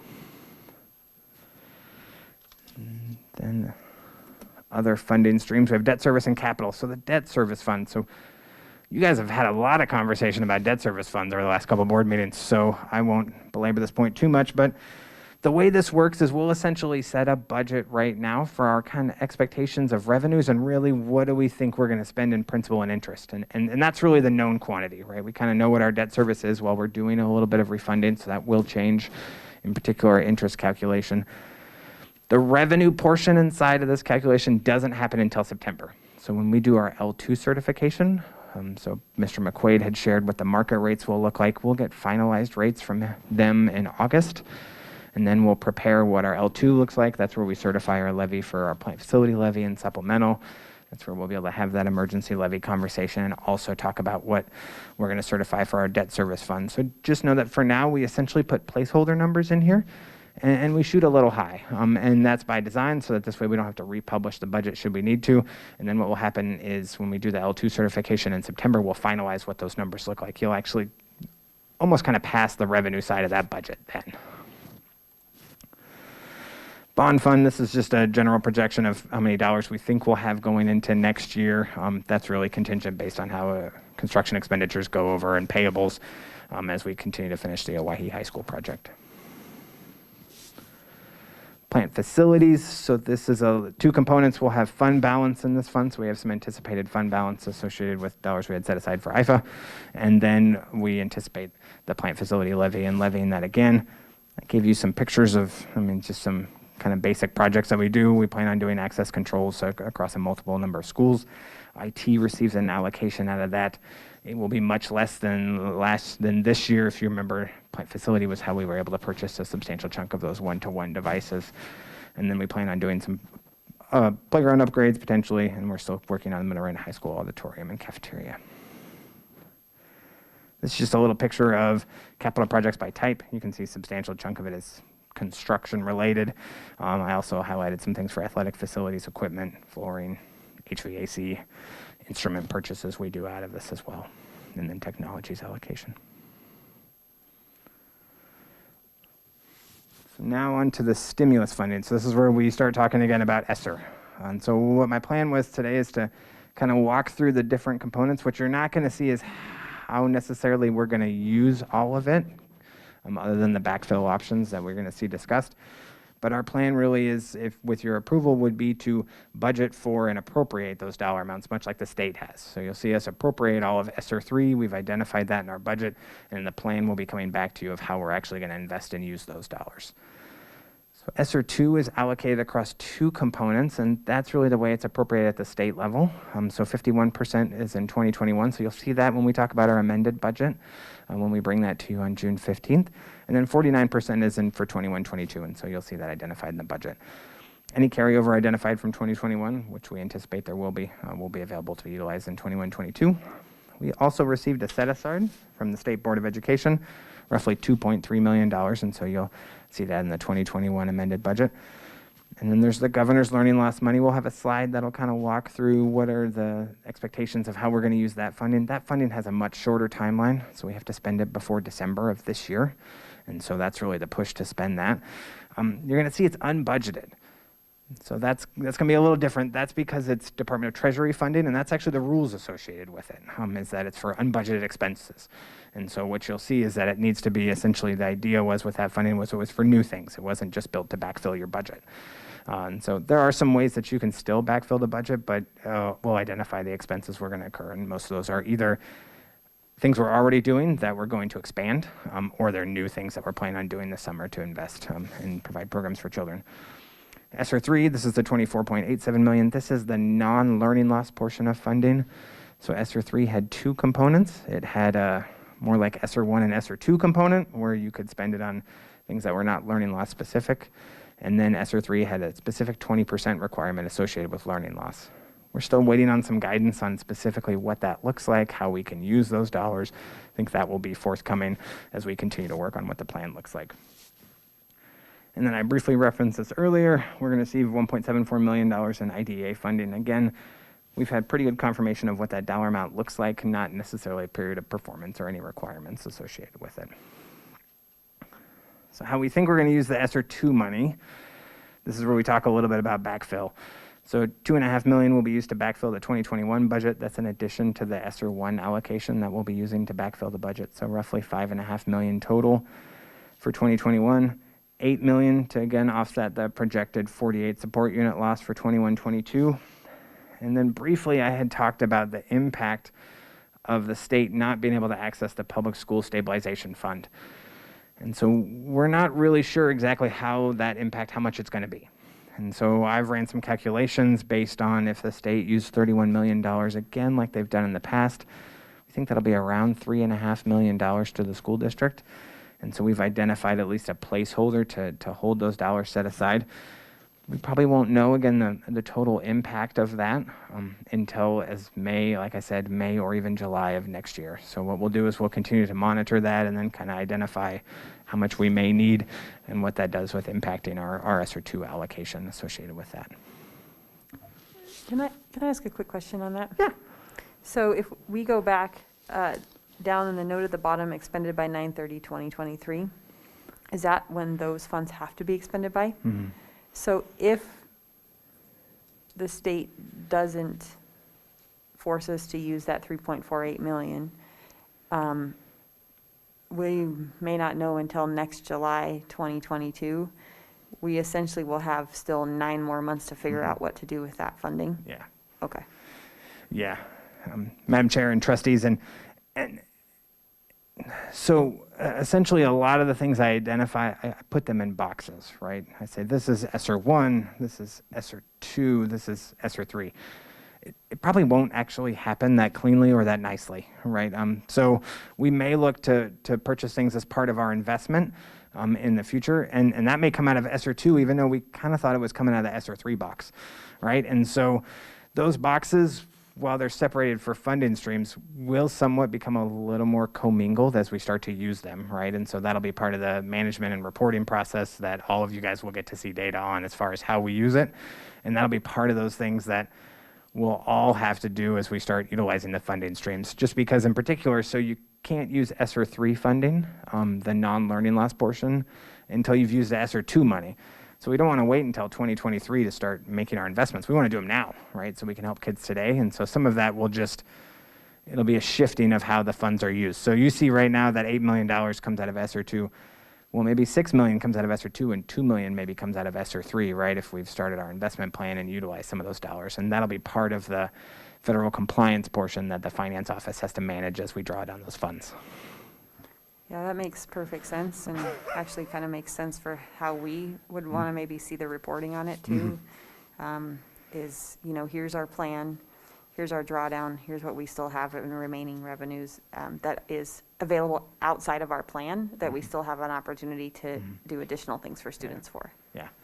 Madam Chair and trustees, superintendent. So essentially the way we have set it up, and I hate to geek out like an accountant, but I'm going to have to do it for a second just so you kind of know how it works. All of these funding streams essentially have a different fund we're recording them in. So as we look to do draws, we can identify the specific expense and what funding stream it came out of, which then also aligns to how when we draw money from the state, so the two tie together.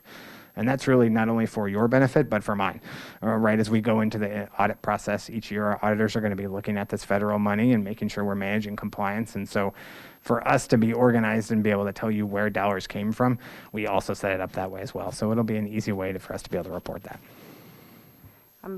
I trust you to make sure we spend the dollars in the right time frame. What I'm personally concerned about is that we make sure we maximize the use of those dollars for student learning. So moving on, the governor's learning loss, this is $1.3 million. Again, this has got to be spent by December 31st. So here's the things. I think you've seen this list before, so I don't want to belabor the point by going over it again. But we're talking about COVID recovery program and the associated transportation for special education. expanding extended day kindergarten for students, 10 to 15 reading teachers, and school psych, summer credit recovery, and library materials. A lot of these dollars, you might be able to look and say, well, how are we going to hire 10 to 15 reading teachers, and that's going to cover the whole year? Well, it won't, actually.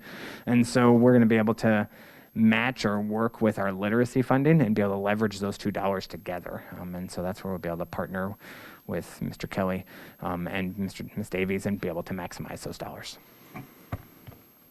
Mr. Gillen, if it's possible on these programs, I would love to see the impact to kids as a result of what we put in place here. And that'll help us make decisions going forward as well. Perfect. Thank you. We know that's not your side of it, but we respectfully request the outcome side come with the budget side. Madam Chair, trustees, thank you. We will work on that information. Well, Mr. Gillen, I'd love to have you talk to it. Oh, I mean, why not? Again, I kind of hinted at this a little bit. What does it look like? It's particular for ESSER 3 as part of our funding that we're going to receive. What does a plan look like? So obviously, I'll be working on the budget, and we'll be putting numbers to the investments that we're going to make. We'll be working with stakeholders from across the district, just like the conversations we started to have today. And then here's talk about a funding plan and plans for August 1st. So it's going to be a busy summer, right? In addition to just the standard audit process that the finance department will be working on, we'll be putting pen to paper and talking about how we're going to spend these dollars. IDEA funding. I feel like at some point the slide's going to change. It hasn't for the last 4 times I've given it to you. We are still waiting on guidance and period of performance and allowable expenses. The numbers did change. They were better. So I feel like that was good news that I got to share with you. Okay, so that's enough about budget. I'm going to talk a little bit about reserve funds. So can I pause you for just a second? Absolutely. Because I was looking down the rows, just wanted to make sure. I don't know how much you have left. 3 slides? Okay, let's finish it up then. Okay. Perfect. So what is a reserve fund? Why would we set it up, and how are they funded? And so what we've been kind of looking at is a way that we can start to look to set aside some dollars. We've made a lot of investments this year. In particular, when we talk about IT technology, we transitioned to one-to-one. And so what does that look like for us? It's about $15 to $16 million every 5 years. We talked a little bit about IT funding. Remember, Devin got $2.4 million. And so you can do the math right there in your head and know that 5 years from now, we're not even going to get $15 million if we sock all that money away. And that's just not the case we're going to be able to do. And so part of the idea is, if there are areas where we can generate some savings, is we would set up a reserve fund that with the intent that we would identify for a specific purpose. So we would say, hey, we're going to be able to generate some savings, maybe in a certain area, or maybe we had a cost structure come in better. And then at the end of the year, we'll identify any fund balance above and beyond what is the board policy, and we'll set those aside for those investments, so that now we don't have the budget impact when all of a sudden we need to start replacing devices, as an example. That's kind of an easy one. So the idea of a reserve fund is it will allow us to smooth out our investments. So it's kind of like how we all work at home, right? It's really no different. I don't know about you, but I didn't just go, drop 2 bills and go buy a car, right? But I kind of planned, right? I said, okay, I bought this new car, and 5 years from now I'm going to need to replace it, and so I'm going to start setting aside some money, and there we go. Same basic idea. And so we're going to look at, with your approval, we're going to look to start doing that and start setting aside some dollars to be able to make with those investments. So how will they be funded? Ideally, they'll be funded from savings from the general fund. So if we do generate some savings, we'll be able to set it aside. It is not a requirement that the funds be used that way, so it is an intent. So I do want to be clear that just because we set it aside for technology, if all of a sudden we had another pandemic and we needed to use it to be able to offset staffing, there would be the ability to do that unless the board decides otherwise. So here's some ideas of how we would do it. Here's some specifics on what the expenses are going to look like. We would basically look to set up a technology reserve fund with a goal of $15 million over 5 years. If we hit that, I would be ecstatic. Textbook reserve fund is another area where really we need to start setting aside some dollars so we can do those textbook adoptions and not have to worry about the negative impact on the budget. And then a facility reserve or equipment reserve should the need arise. It'll be funded again with the dollar amounts that are above and beyond the board fund balance. So if for some reason we had calculated an increase and said, I think we'll have some dollar amounts set aside that'll be able to be saved, and then let's say we fell below that board approved fund balance, we wouldn't be able to make transfers until we got back to that level. So the expectation would be we would be essentially setting aside savings. And then the plan will be, if we have savings available, is we'll use it 2021 and going forward. And then we'll be able to provide you reporting on what's available in the fund itself so that you'll be able to see. Mr. Gillen, I have a question, and it might actually be Mr. DeLashman that answers it, but I'm trying to remember, so we went to 1-to-1, but we moved a lot of our devices that were very old to the elementary level, and then we bought new devices for middle and high school. When seniors graduate this year, do they return the devices to us, or do they get to take them with them? They return the devices to us, okay.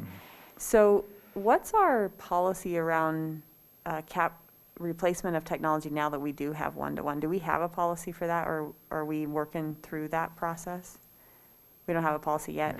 I know, because the state has like a 3-year capital outlay kind of process that they go through for in the budget for this is how much we're going to replace in laptops and IT equipment and every year. I would encourage us to look at that, because some of that equipment that we gave to kids is already 5, 7, 8 years old.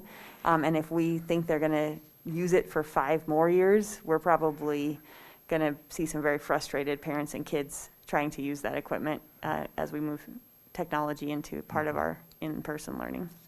So. Madam Chair and trustees, I think that's why you're partially seeing the drive for this, really, is to, as we look to set aside dollars, then we can start looking at what a replacement plan looks like and putting us on a proactive approach to being able to do that. So final items, I lied, there's 2 more. Oh, sorry. I have a question on that last slide, on the facility reserve fund. How is that different than what we plan with a plant levy? Madam Chair and trustees, we would use the same fund to essentially set aside. And so I think really our focus would be initially on looking at technology and textbooks. And then should we have something that either the facility reserve couldn't meet, or if there was ever a time where we had an additional expenditure beyond the $16 million we levied, we planned for X, Y, and Z, and A, B, and C happened, we would essentially be able to have a way to be able to fix those situations without negatively impacting the general fund should it occur. Maybe just a comment. Are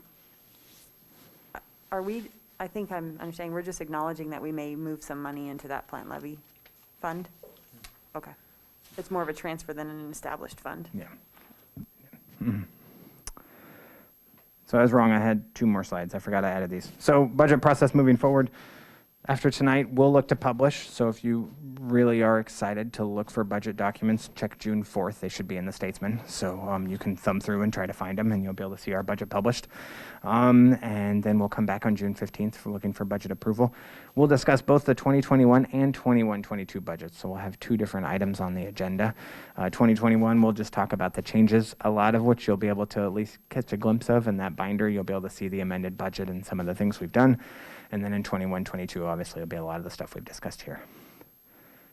And now I'll stand for any questions you still have. Go ahead. Thank you, Madam Chair.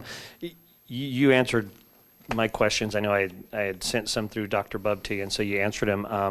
I would like to just make a comment about the reserve funds you talked about. I fully support that move, especially in the IT. I think that's a great approach, and excited to see that we're doing it.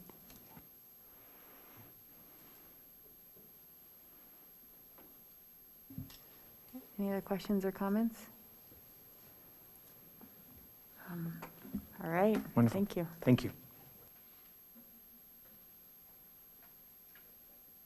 You guys want a break? Or are you good? I'm good. Okay. We'll keep going then.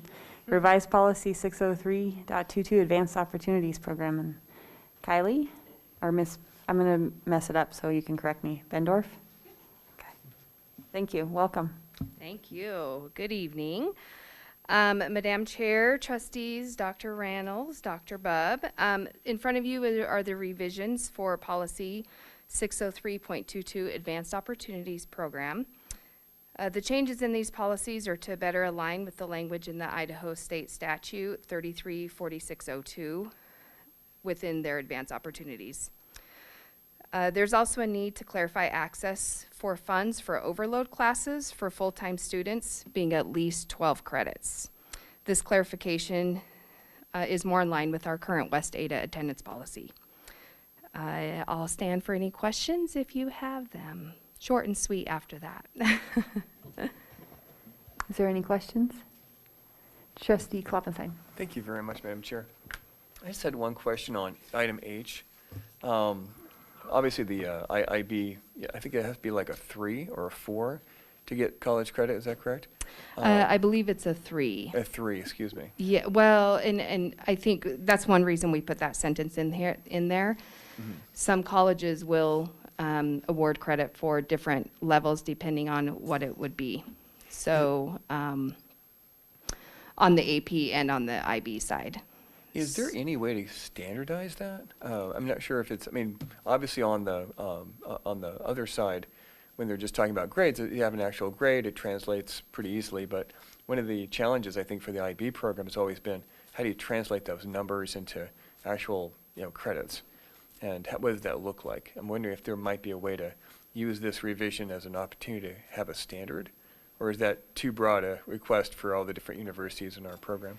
Yeah, I believe it's probably too broad of a request. It's really dependent upon the college. BSU will look much different than a Stanford as far as what they'll accept it as. We typically see that it's always accepted as a credit. It's just what does that credit look like on the university side.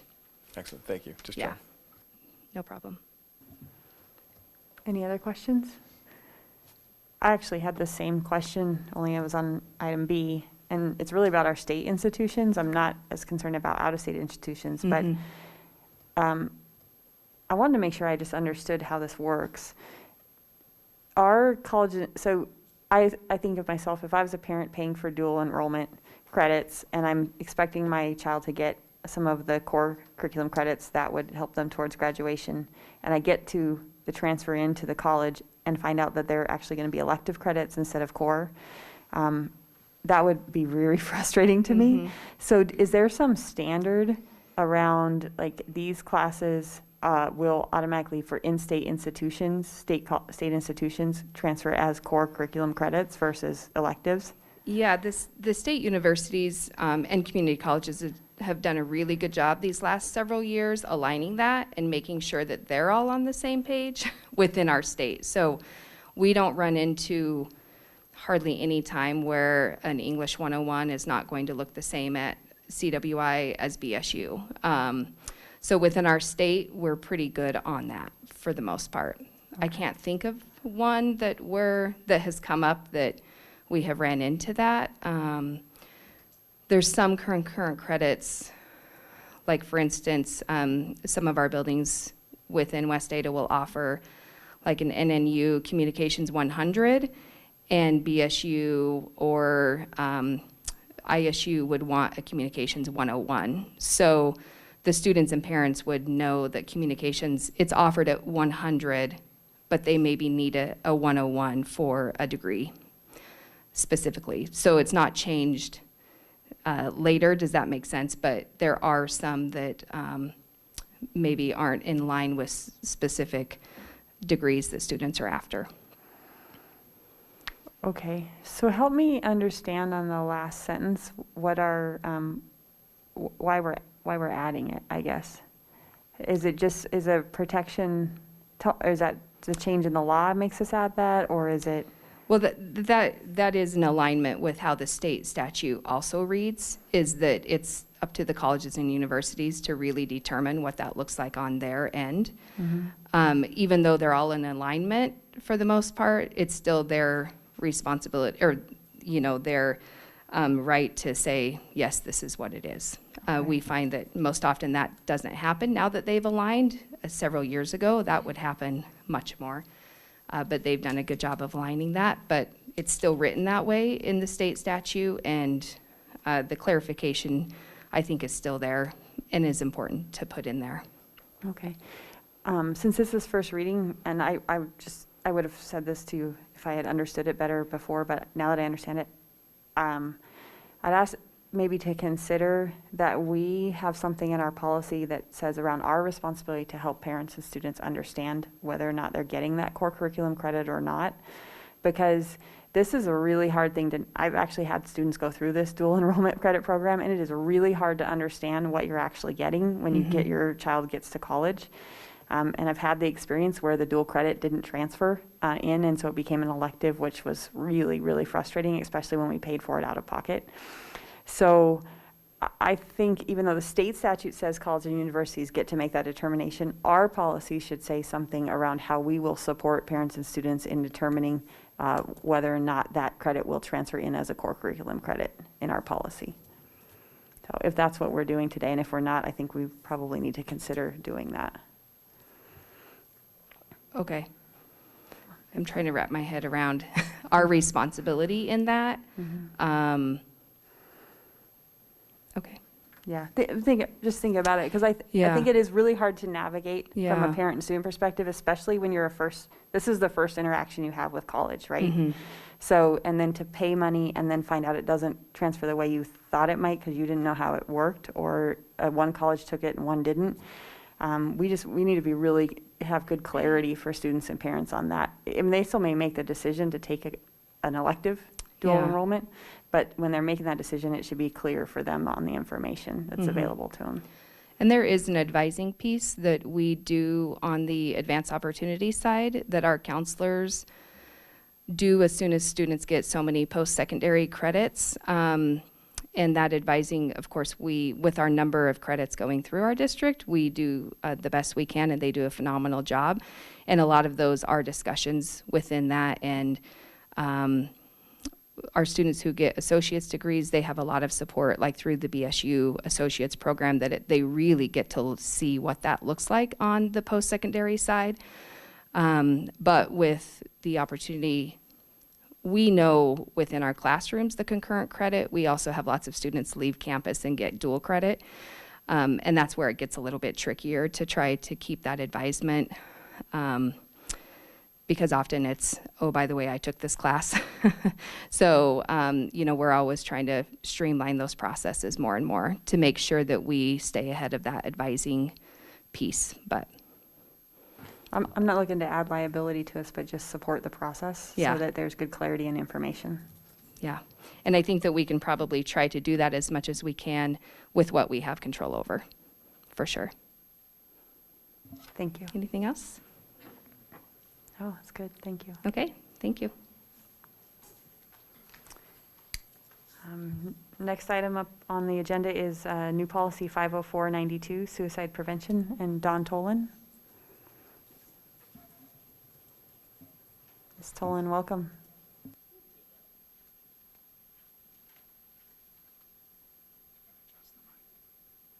You think I need to? Subtle, yeah. Good evening, Madam Chair, board members, Dr. Reynolds, Dr. Bubb. I am bringing forth a new suicide prevention policy for your consideration.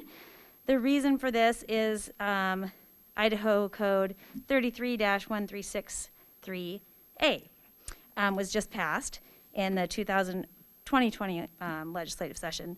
It requires that school districts adopt student suicide procedures addressing prevention, intervention, and postvention.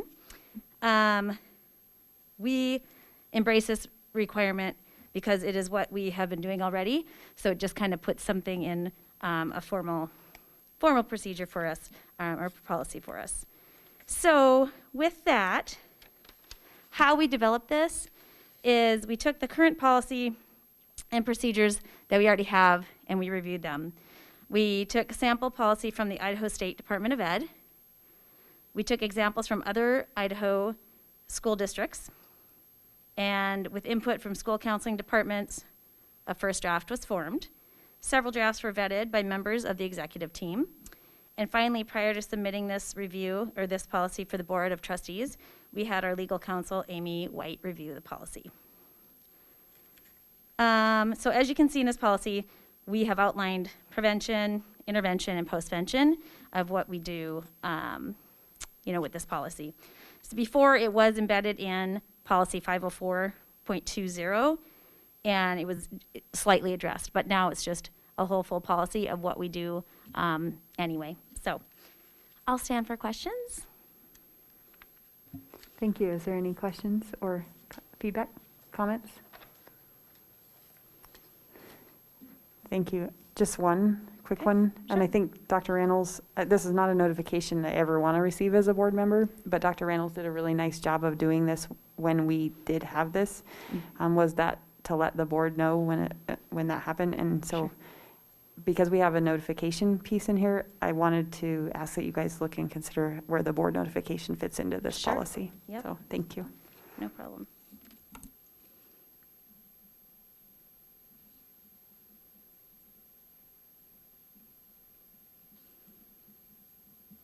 Okay.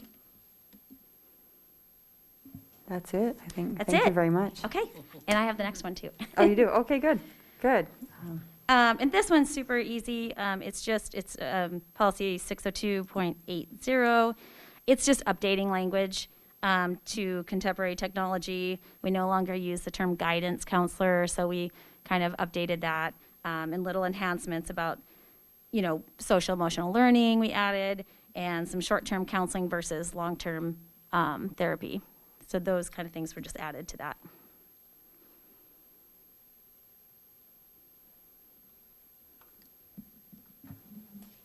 Trustee Ozuna. I'm curious in B, what does that parent-approved student learning plan look like? So the 4-year planner we do in 8th grade with all of our 8th graders, and I don't know if you've had an 8th grader yet, but it's really a plan that should be a live kind of document that they start in 8th grade and try to plan out their next 4 years, and then can add to it, take away, and just kind of change it each year. Okay, thank you. You're welcome.